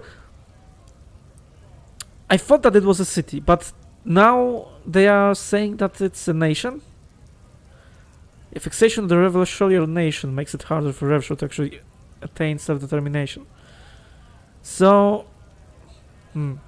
maybe it's a city and a nation, like, I don't know, like Brazil or not, yeah, maybe like Mexico. There's Mexico and Mexico City or something. I don't know, I'm just guessing. He's right, you're undermining our best shot at real self-determination. Stop repeating to this guy, he's just really proud of being now. I will not side with a racist. Limbo, what's going on there? Yeah, he's right, you're undermining our best shot at real self-determination. Oh, come on, man. I just said, welcome to Rivachol. It's a lorry driver thing. Yeah, fuck you, man. I know exactly what you meant. Yep. You think my kind doesn't belong here, that I should watch myself and behave. Yeah, he thinks that he should welcome you because you are not from here or something. So yeah, he's just a racist asshole. But you see, I'm an officer of the RCM. It's actually my job to make sure you behave. I would advise you to remember that. Great. Silence. The air between them becomes tense. Your partner needs backup. Now's your moment to shine. I don't know, man. Fucking A, Kim, I've got your back. Give the lieutenant a punch on the shoulder. No, that's... I don't use this word often. Like, I think using word cringy is cringy. But this option is fucking cringy, man. Right, let's go further. Well, I think we all learned something here. What the fuck? It's like Stan Marsh or Kyle Broflovsky at the end of South Park episodes with moral to the story or something. No, we didn't learn something here. He probably will still become he still will be a racist asshole, right? Now that that's settled, we have a couple of questions. Yeah, let's go with number 3. You have a couple of questions. Whatever you say, officers. He waits impassively, cigarette smoldering between his fingers. He smells of heavy motor oils and his breath of high tar content cigarettes, probably Astra Whites. I found this mark. What was that argument all about? What are you hauling? Okay, I found this mark in the trash. Show it to the man. Yours? Yeah, the racist mark. Oh man, that's great. Look at that guy go. I haven't seen anything that funny in a while.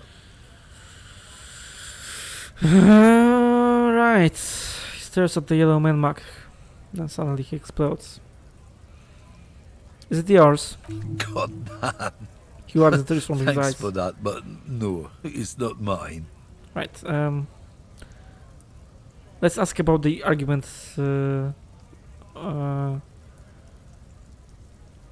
Yeah, this question will be last, because usually when you are talking to some people and you have some, questions that you want to ask them, and yeah, I worked in journalism field, so that was a tip that was given to me, and that usually works. When you are talking to someone and you have like a list of topics that you want to discuss or questions, do a list like this, 1, 2, 3, 4, 5, but leave the most controversial questions that could brew some conflict, to be the last. Ask them as at the end of the conversation, because even if the guy who you're talking to will get pissed off or something, or there will be some conflict, then it's at the end of the conversation anyway, so you still got some information from the person, right? So yeah, let's do that here. Let's ask what is he hauling. Oh, not much anymore. I'm here to pick up some cargo, but the dock workers are on strike, so it's a sit and wait on your ass situation. Wait, how long has this been going on then? The strike? Oh, they've been at it for a while. A month, Alright. 2 months maybe. Okay, that's good to know. But this here is just the last week or so. He gestures towards the lorries. What kind of cargo are you supposed to pick up? Apples. Apples? Apples is exactly the kind of thing you'd say if you had something to hide. Apples? Yeah, apples. I take it you had other questions? Okay, let's do that once more. Oh, not much anymore. I'm here to pick up some cargo. The strike? Oh, the apples. Apples is exactly the kind Yeah. of thing you'd say if you had something to hide. Sounds like a cover story to me. Look, as detective, I come from a long line of lorrymen. We got ancient rights and privileges. He loses his patience for explaining it. Oh, I'm here to pick up a load of fucking apples, man. Just regular, Koiko-picked apples. Damn, you're not gonna get more out of him on this. He's put up the wall of racism. The wall of racism. You said something about the rights and privileges of lorryman. Oh, yeah, they're a big deal. My great-grandfather was a carter, had a royal license and everything. We've tried to hold on to our privileges. Hold on, what's a carter? Someone with a cart. What did you think it was? That's how deep into history our thing reaches. Before machines. And that's a privilege. Sure fucking is. We have a guild and everything, huh? Very ancient. Very prestigious. So you're in a carter's guild? Goddamn right. They've been trying to fuck us out of our heritage in the name of profit. But when they try to replace us, they'll regret it. Okay. Trusting street thugs with their goods is going to fuck them right up the ass. Mark my words. Generations of practice and no laughing matter. Right, let's ask this one then. What was the argument all about? It's about biological determinism, Yeah. natural law, the sorting of the races. He spits on the ground. It's about you being a racist asshole. Not the most popular topic nowadays, with the coalition in charge and all. You might want to change the topic. That is, bury your head under the sand like common sheep. I know those kinds of people. And those kinds of people, unfortunately, have also voting rights, and they picked our current government that I am not a fan of. I mean, come on, like... I get it, someone has to be unpopular guy. Oh, fuck off. Oh, so you're just a racist, makes sense, yeah. To be honest, I can't really remember what that means. Please explain. Nope. On second thought, let's talk about... Yeah, so you're just a racist, makes sense. I'm not just racist. Look, I've read books. Yeah, The science of racial theory has all been proved, even if some people don't want to accept it. He gestures with his cigarette for emphasis. People who've studied these things say that you and me are superior by design. So, naturally, we Occidentals should be in charge. Obviously, you can see the merits in that. He glances at the lieutenant. Okay, what else have you followed up? Yes, I can really tell you're a prime example of superior design. Right. I've already made up my mind. Wanna hear it? Yeah, that's number 2. You really are a prime example of superior design, aren't you? Open your eyes. Haven't you noticed something different lately? An unfortunate downturn, maybe? Huh? When members of the superior race cease to believe in their innate superiority, they stop competing for resources. Okay, and? Yeah, what's the problem with that then? Yeah, okay, and? This concerns you, policeman, so you better be vigilant. The damn kits are showing up good lately. Same with the mosquitoes. And the other intruder species too. They're on the precipice of cultural victory. He throws a sharp glance at Lieutenant Kitsuragi. Cultural victory? What is this then?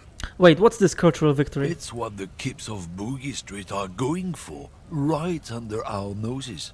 And the others too, on the radio. Heard any chansons lately? Heard any Motetos or leader? No. Dominating culture is how they plan to win. They say so themselves. If you could see me right now, man, I'm raising my one eyebrow so high, like, what?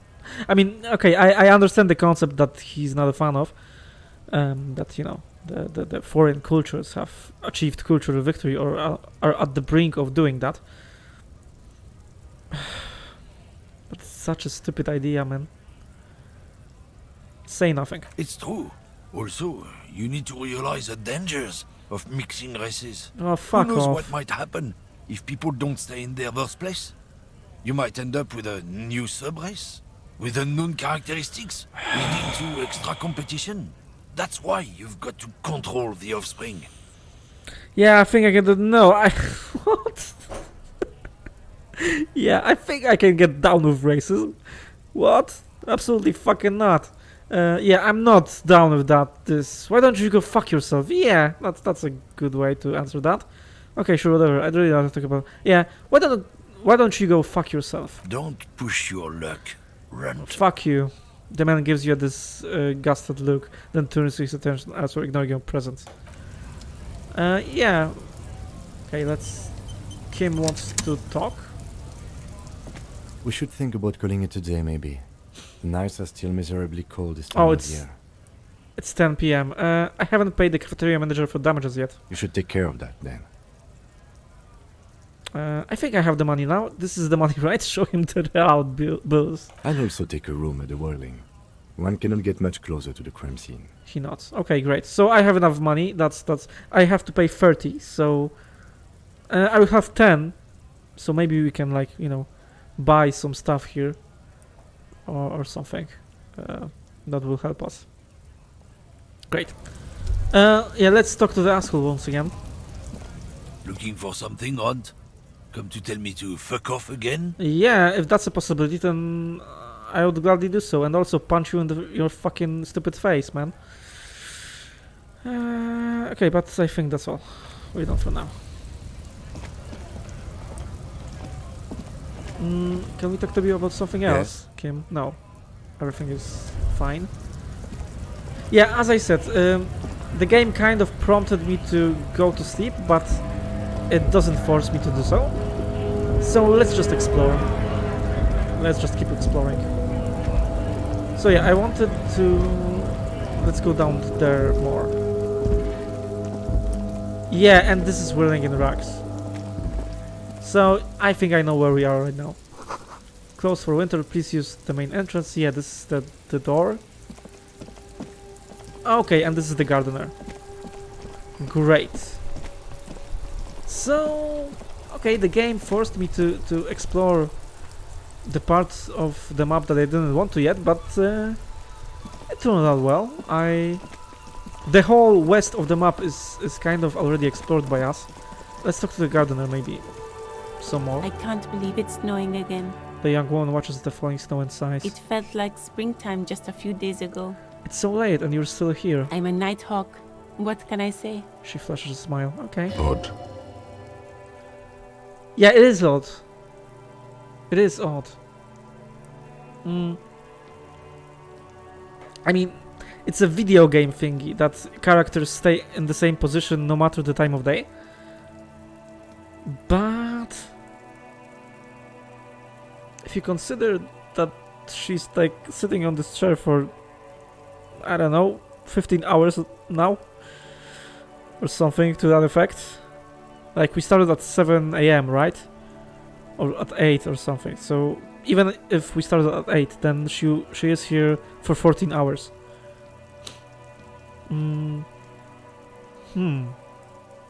Okay, the body's gone, we in directions. Since the street sign's messed up? Okay. What do you need? Do you know where I could find a representative for Wild Pines? Wild Pines? You mean the company woman? I don't know if I mean that, but sure. Yes, a representative of the harbor. She should have set up operations nearby. Right, so we talked to the union and now we want to talk to the company. Oh, that must be the woman on the giant boat. She points northwest. There's one docked on the pier. It arrived a couple of weeks ago. It's very hard to miss. Okay, so we just have to explore the map some more. Right, thanks. No problem. She nods, brushing a flake of soil off her She's cheek. very well composed. Back straight. Okay. I have to run. The body's gone? Like, gone? No, just gone. Gone to heaven? Thank you, officer. Looks like I'll get mint in the ground by April. Okay, one thing that's strange, and also this might be video game thingy, but she still sits here, and we took care of the body, so she should go back to her gardener thingy or something. Maybe Kuno is still there, and it prevents her from doing that. Yeah, and we wanted to check this route that goes here. Right. Let's do that. What's this? A lorry stuck in the traffic jam. This big, heavy Grad-made machine is well kept for such an old machine. Look in the window. The windows are clear. They've been recently washed. You can see a lorryman's cabin with personal belongings, stickers, insignia. Okay. Fumes of heavy fuel oil waft over you, making your eyes sting. The odor mixes with cigarette residue. What kind of stickers and insignia? The driver has adorned his space with a substantial collection of peculiar paraphernalia. Proclamations about honor, strength, and purity are glued to various panels. A large metal pendant hangs from the rear view mirror. The pendant features a sun crown with wavy rays. Okay. What about the back seat? The back end of the cabin has a small perch to sleep, large ashtrays. There are several suns and wheels sewn into the curtains. A book with ragged edges catches your notice. The front cover features a large, muscular man. The title reads, Man from Eamdal in the Lost City of the Pygmies. Racist nationalist paraphernalia. Not unusual in this part of Grits town. his teeth. This is our guy. Oh, the lieutenant nods towards the racist lorry driver. Okay. You think the story belongs to our tough guy? Likely, yes. This guy's proud of who he is. Drapes it all over his machine. Okay. There he is, in front of Rita, smoking nervously, hoping it's over. Yeah, fuck him. Can we, damage his lorry? No? That's a shame. Let's look at this thing. A foreign car kept in good condition. Is it? I thought it was like a ruin or something, but it's late. Maybe. Oh, maybe it's not a ruin. Okay, I was too harsh. Okay, so what's here? It's a statue. I think that's a statue from the first loading screen when you boot up the game.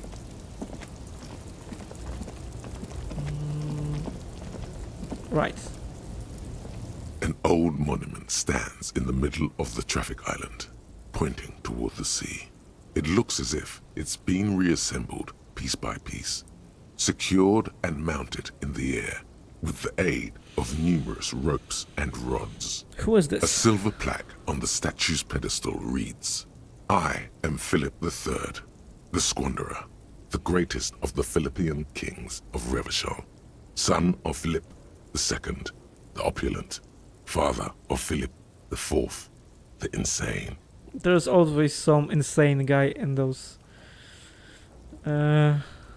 king legacy, isn't there? As you look up, you notice something about the statue. There are some odd indentations on the king's chest piece. Indentations? Once again, what is exactly this word? I mean, I kind of can guess based on the context. Indentations. Wcięcia. Okay. Like a deep recess or notch on the edge or surface of something. Okay. Right. I get it. What indentations? What do I see? Something with great kinetic energy seems to have impacted the cuirass, around where the heart is. A bullet? And we know what the cuirass is, because I checked that earlier. Someone shot him in the heart. Okay. Interesting. Lieutenant, has someone shot the king? Point to the indentation. Okay, I can't see it, but I take your word for it. He cleans his glasses before he looks it up. Yeah, his eyes aren't great, are they? Okay, what do you think? Well, Martinez is riddled with bullet holes. This place saw a lot of action during the revolution. But the statue is recently renovated, so maybe a joke? Target practice or a political statement?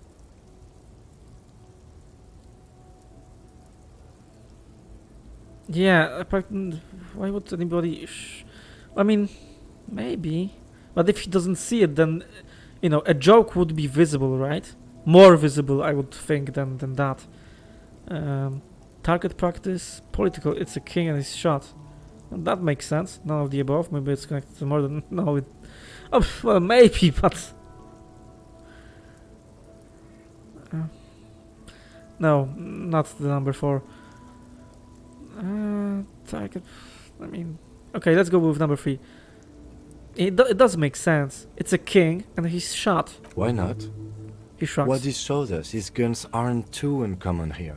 Okay. And people still shoot them. Sometimes at kings. He takes a note in his notebook. The king stands high above you, surveying the bay, mute and indifferent to your sightings. Okay, encyclopedia. What did this king do? 58%? Even by the standards of the Philippian kings, old sumptuous Philip was known for his profligacy. In what way? Well, he blew through the whole national treasury, starting the decline of one of the penultimate century's greatest superpowers, the suzerain of Revachol. His own maladministration foreshadowed the fall of the monarchy. During the anti-centennial revolution, an end to his family line and the monarchy on the Insulindian Isola. How did he manage to blow through the entire national treasury? Well, that's an accomplishment, right? But stories have it that he had his bedroom converted into a treasure chamber, where he stored unfathomable wealth. Krugerrands, bars of gold, ornate weaponry, armor, and various chalices. Okay. Yeah, that's a minus of monarchies. When some insane monarch will get to the power, then he can destroy the whole country by having too big of an ego. He called it the Sol Auron. It was obscene. There were whispers he slept on a huge pile of gold-dipped feathers, like some obese dragon, instead of a bed, like a normal person. Right, I would like to sleep on Cold Castle style. The king is the king and he can do anything. No. Wait, really, there's no way that's true. A deplorable farce. No wonder everything went to shit. Okay, let's ask further. Wait, really, there's no way that's true. But wait, you haven't even heard about his fabled cocaine addiction. Oh, the what now? You see, old Philippe wasn't just good at squandering the national treasury on gold and ceremonial weaponry. He was also a prodigious snorter of nose candy. What is nose candy? That is that to process. So he was addicted to nose candy. A bloated druggie. Yeah, number 3. That's what the revolutionaries said 150 years later. Right before they emptied out the royal mausoleum and dumped His Majesty's mortal remains in the Insulindian Bay. Okay, what is nose candy? I mean... cocaine. Yeah, of course. This is a output process. His Majesty's courtiers said it helped him connect with the higher realms. Great. Okay, where is he buried now? Beneath the cold waters of the Insulindian Bay, thrown there by the revolutionaries after they cleaned out the royal mausoleum. What happened to the statue? The original was blown apart by communards, then further damaged during the landing of the coalition's airships during the turn-of-the-century revolution, when Martinez was leveled. Okay. Most historians think the coalition's hasty landing may have ultimately saved the statue. If the communards had more time, they would have reduced it up to even finer pieces. Who restored the monument? Some years ago, a group of liberal, artistically inclined individuals, designers mostly, thought it would be ironic to restore the statue of the most wasteful ruler of Revachol in the poorest part of the city. Okay, I get that. I get the idea. But, you know, some passerby will not know the intent behind it. He will just see a statue, right? The statue is supposed to capture the moment it was blown apart. Oh, like right. An instant frozen in time. A rare butterfly trapped in amber, floating on a sea of shit. Okay, yeah, that's why his head isn't connected. And that's why, yeah, that's why it's not a normal statue, but he's like in the air. Okay, I'm. It's an interesting concept. That's brilliant, so funny and nihilistic. I mean, maybe not that great, but still, an interesting idea. That's such a bad idea. No, it's an interesting idea. I really don't get art. I kind of do. Okay. Maybe not in such an enthusiastic way, but I will go with number 1. It's... Yeah, I get the intent. People in Martinaise tend to disagree, Okay. as do many prominent art critics and thought leaders with more nuanced social awareness than the young ironists. I mean, if it was agreed that he was a shitty king, then why the hell not? Right, let's continue. Philip III, the Squanderer, however, with his bronze face up in the air, doesn't seem concerned about what the hoi polloi think of him in death. Okay. Not that he ever did in life either. Yeah. Okay, that's Steve. Right, so we did that. What's here? A bold slogan Humanox covers this track. I can't click here. Okay, where are you going? Oh, you have to go through there. Right. So what's here? Goods from the lorry haphazardly litter the surroundings.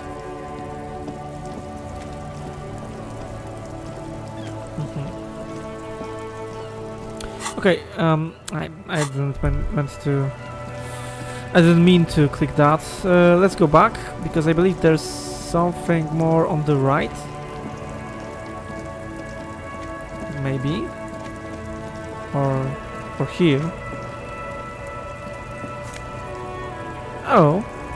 Plus white tank top, +1 to physical instrument.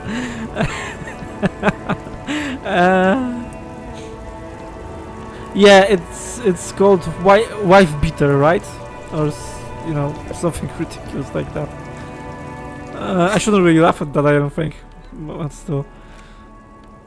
White tank top. Work it! Tank top, gym vest, reeking of sweat. This sleeveless shirt is the best choice if you're not afraid to show off your masculine upper body and a hairy chest. Yeah. I don't know if it's as prevalent as English as it's in Polish, but in Polish it's called żonobijka, and that basically translates to wife beater.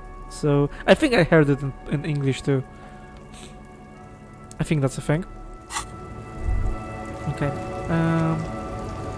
What's here? Okay, more money. Great. Right, we are getting rich. We are getting rich, and there's one person here. Right, I think I explored all of that. I can't go there. Nope. So let's talk to this person. Hello. The small, wrinkled woman does not greet you. She nods along to something on her radio. A photograph is clutched in her hands, and there is a warm smile on her face. Pale driver.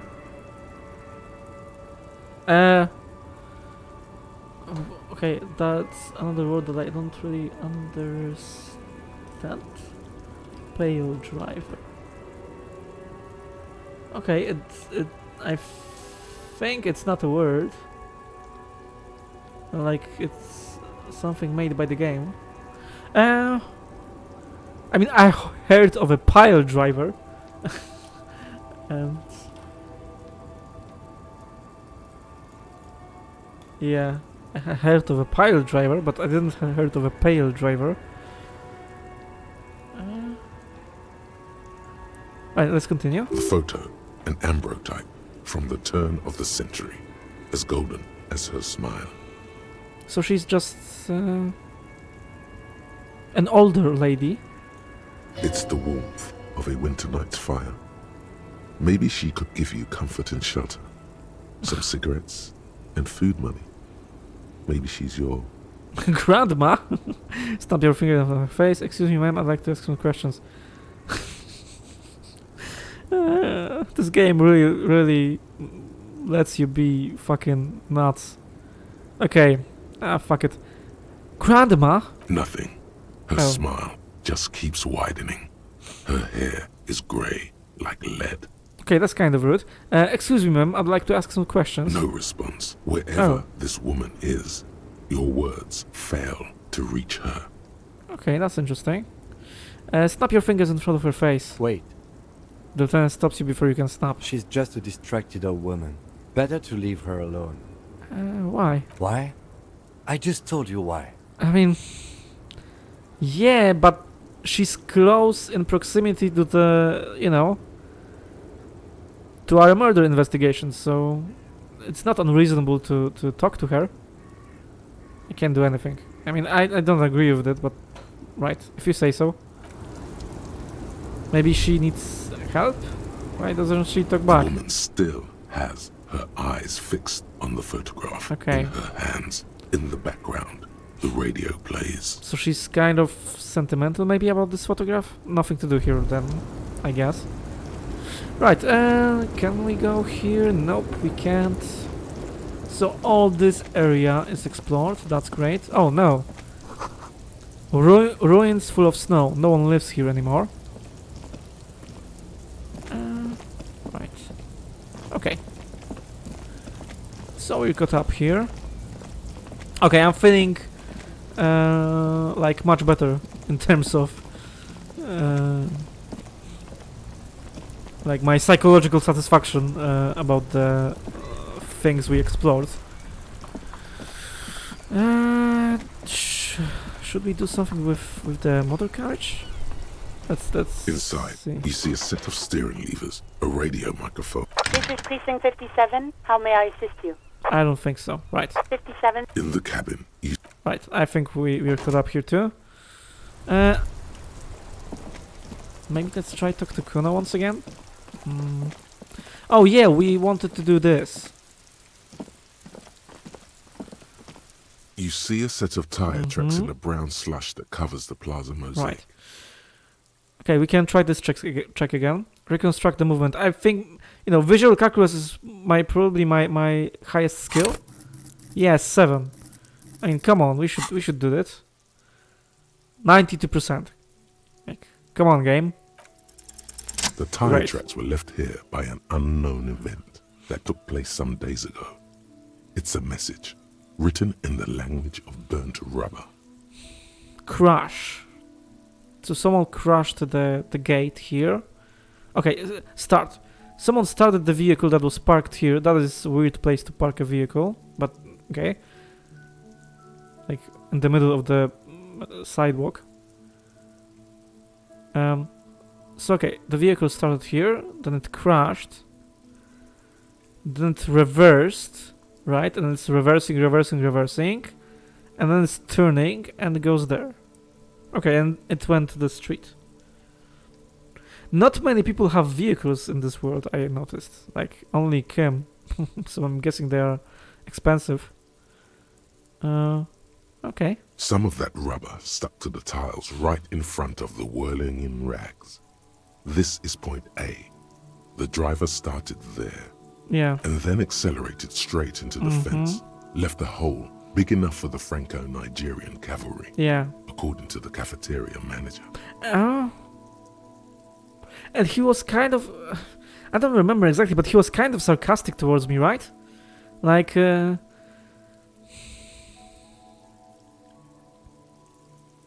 like again, his tone of voice was accusatory, I believe. So maybe it's like another thing that I did. Okay, what happened next? The driver proceeded to back out of the yard, barely stopping before hitting the adjacent building. Right.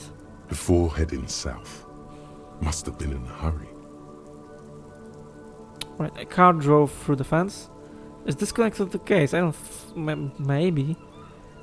Like, I would think that maybe, you know, they... Right, so they could killed our victim, you know, with a pistolet or something, and with a weapon, right? He had a bullet in his skull.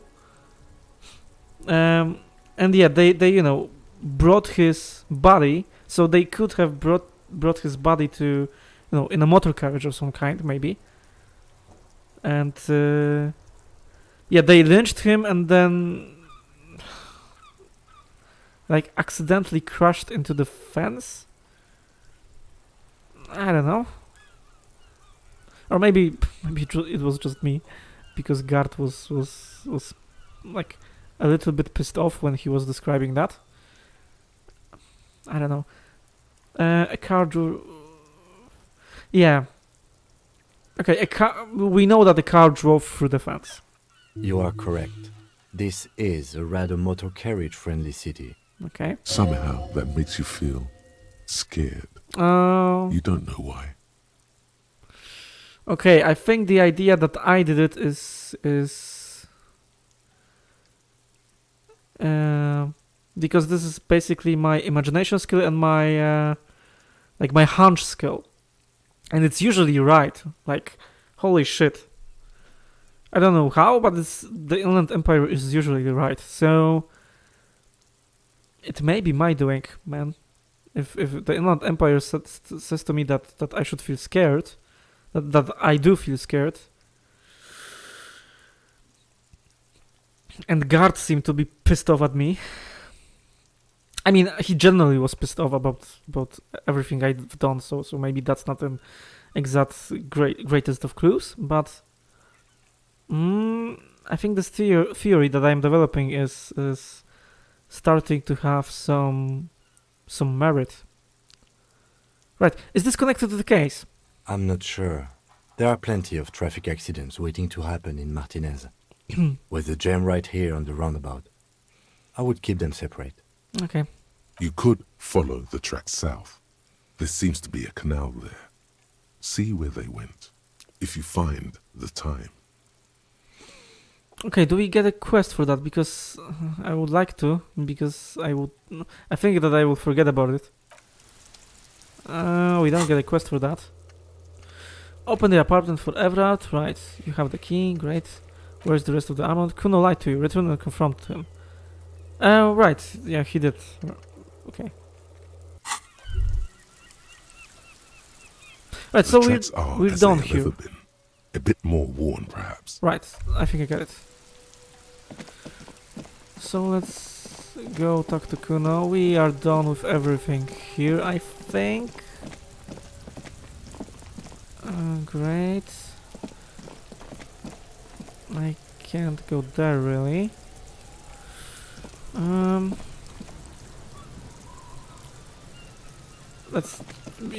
aren't any bodies here. The trash container stands in the springs. The smell of rotten food rises to greet you.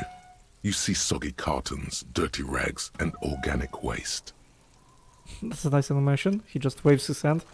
Yeah, we did the container everything here. Sounds a muffled gong. Sorry about that, because, you know, I know that it's kind of maybe a little bit boring, but I want to be really thorough, you know. And as such, I will check this once again. What do you see? Right, we've been through all of it. Do you have anything to say, Kuno S? Nope. So let's talk to Kuno. Let's confront him. Let's save the game. Right. Save it. And let's talk to Kuno. Fuck does Kuno care? He always starts with that sentence and it always cracks me up. The point is he doesn't care. I talked to Maniana about the armor. Kuno, found your shack. Point to the shack. Okay, let's start with the shack. Yeah, did you fuck in there? What was the pig head? I found a plate covered with powder. Okay. What was the pig head? Oh, that? Kuno decapitates pigs. That's just a Kuno demo tape. Okay, he picks a bit of dirt from his fingernail. Were you trying to send me a message of some sort? Demo tape, like some kind of musician? No. Cool pickhead, I liked it. I got one too, this one. It's shit. Point to your... Holy fuck! I mean, that's a funny answer, but I don't think it will go well with Kuno. Like, he will just laugh at me. Forget it, I'm not saying those things. Okay, yeah, were you trying to send me a message of some sort? Yeah, to the both of you. Watch your ass in Kuno's town, or Kuno's gonna fuck your head off. Kuno size that up. Okay. I found a plate covered with powder residue. Know anything about it? That's where Kuno gets his daily hit of electric. Kuno Shazam. Kuno rides the fucking lightning in there, pig. Okay. Bet you'd like to ride the lightning too, wouldn't you? You feel tired and old, shut up, but you could have electrochemistry. that sparkle in your eyes. What's with that tube of a magnesium, Kuno? It's a vitamin, pig. Don't you know anything? He looks at you like you just pointed at the sun and asked what it was. You could use some. It's magnesium, right? Yeah, it's the mag. You fucking need that shit to stay on top of your game. Kuno goes through like a tube a day, rips mag like a motherfucker, and you could use a bottle. Alright. So he treats the magnesium as some sort of a drug. Okay. Oh, don't teach him, Kuno! He's gonna use it against you, Kuno! I know all about magnesium. I rock it all the time. Come on, it's just magnesium. Don't mystify. Yeah. I mean, the second answer is right, but it won't go well with Kuno. I mean, let's indulge him for a moment. I know all about magnesium, man. I rock it all the time. You're not getting this, pig. Come on. It completely takes away the hangover. It's like you didn't do anything. Like you stayed home playing with your choo-choo. He looks at you, eyes bulging. Fuck you, pig! Don't do mag! You're gonna OD and you're gonna fucking die! Okay, that will be a bad way to die, to OD from magnesium. I've heard enough of this. Good call, Pigmeister. Don't come and talk to Kuno about his kingdom. Let's talk about your shack again. What do you want? Yeah, I've Good heard. call, Pigmeister. Don't come and talk to Kuno about his kingdom. We can buy this, but no, we can't, because if you buy this, then we won't have enough money to pay guard. Yeah, I won't do that. I talked to Manana about the armor. So? Okay, plus 10, great. He raises his eyebrows, projecting aggressive indifference. He told me you promised to sick the pigs on him. Okay, is sick like sand in a slang? Shit. He said to thank you, wasn't too keen on chasing down the armor anyway. He said you're now the king of the entire Jamrock.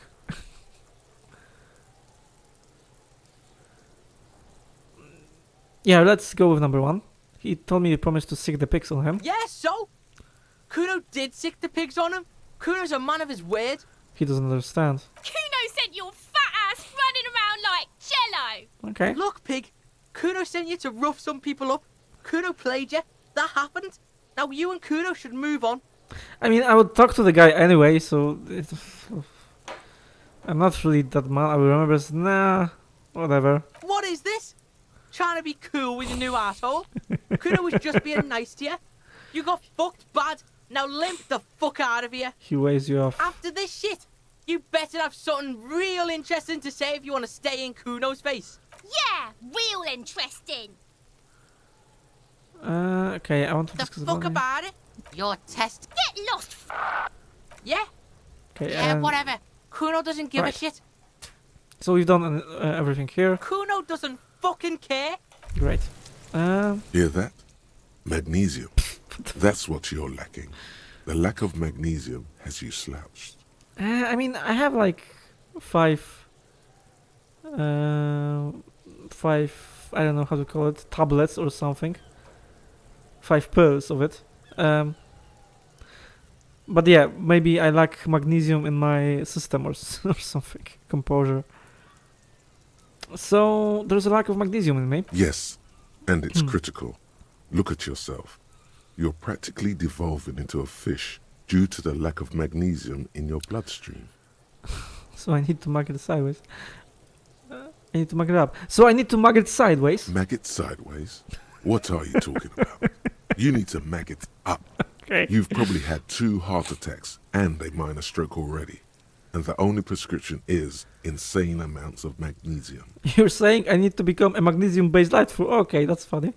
Yes. Oh, if you shit. want to live, you need to evolve. You need to transcend the carbon barrier. Go to the apothecary and buy insane amounts of magnesium.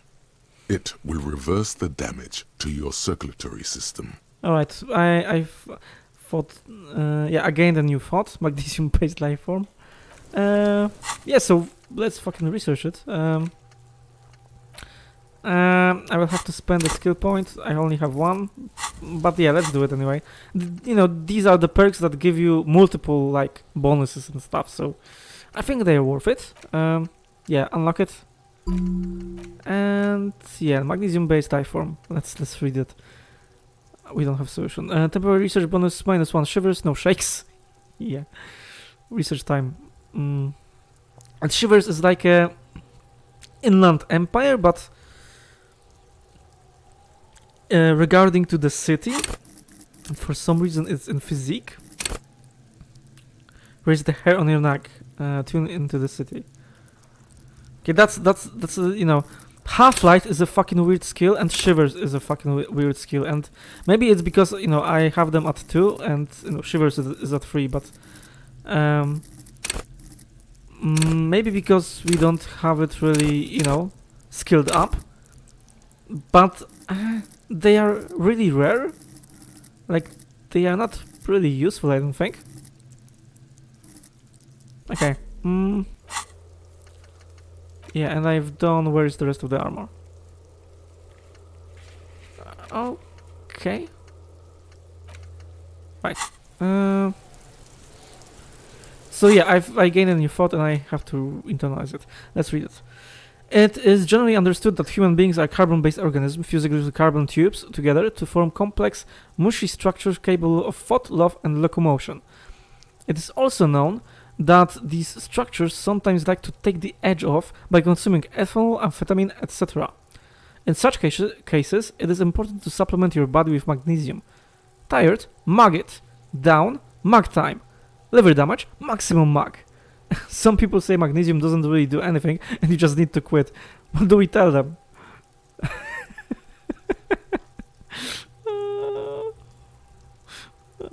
Fuck.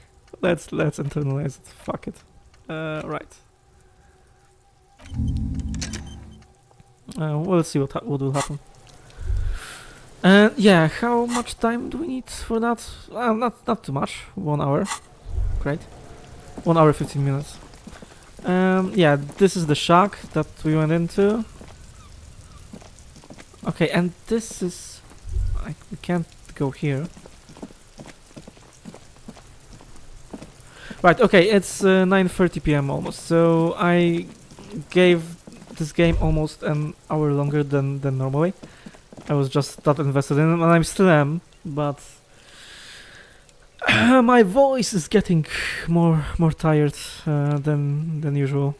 I think I'm getting used to talking for such a long time, but still, it's getting a bit taxing, so... Yeah, I need a little bit of a break. Football Manager stream will get delayed a little bit because of this.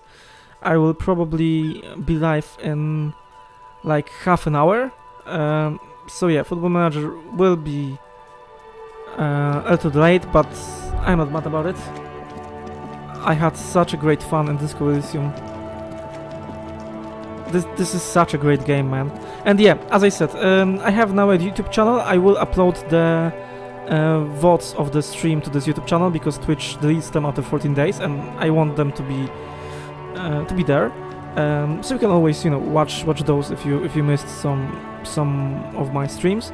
And I'm planning to, at the end of this playthrough, when, you know, we will finish all of the game and stuff, and I will have some thoughts about it, you know, more formalized in my head. I plan to like create a critique and commentary video about it. You know, I will write a script, and I have some knowledge of how to montage stuff. I'm not the greatest at it, but I will be able to montage like a critique video with, you know, gameplay footage and with my voiceover. And yeah, if I would have a script and I will write it, then I believe my thoughts would be more cohesive, and yeah, all of it would be just more thought out. So that is kind of a project that I want to do. Just, you know, it seems fun. It would be fun. It will be a lot of work still, but still, I would like to do it. So yeah, that's what will come to my YouTube channel after I upload all the votes, and this will serve as a kind of a summary of everything, I think. And yeah, that would be cool. In terms of streams, just as I said, I need like half an hour of a break, and I will go live with Football Manager 2021. I think there are rumors that the Football Manager 2022 beta is coming really close right now, like any minute, right? Any minute now. So maybe tomorrow we will begin our new Football Manager 2022 playthrough. Maybe the day after that. Maybe in 3 days time, something like that. But it should come out in a couple of days. So once Sports Interactive releases that, then we will just switch Football Managers versions to the newer one and do that. But yeah, like maybe 2.5 hours of Football Manager in a little bit. And tomorrow, the same time, 5 PM CEST, we'll do another Disco Elysium stream, because I love this game. I absolutely adore it. Maybe not, you know, not that long as it was today, but yeah, 3 hours, 3.5 hours, then a 1 hour break, and then 9:30 PM CEST, another Football Manager stream, maybe Football Manager 2022 if the beta will come out. And yeah, that's it. Thanks for watching. One more thing, I'm thinking about taking another break, because I need some breaks here and there. I'm thinking about taking another break on Sunday, so I will probably do that. But today is Thursday, so you know we have Friday and Saturday, so we have 2 more days of streams, and then again one day of a break, and I will take breaks like that, and I will of course update all the harmonograms, all the schedules, and all the extensions and the countdowns that will count down to me next going live, to my next stream. So regardless of your time zone, you will be able to check it out and have no problem figuring out where you can join me on Twitch. And again, if you are watching this on YouTube, then thank you very much. At the end of this playthrough, I will give some time to do this project in terms of, you know, the commentary video, the critique video. I maybe that will be something interesting to watch for. Yeah, and that's it. Thank you very much once again for watching. I'll be back in half an hour on Twitch. Have a great day. Have a great night. Goodbye.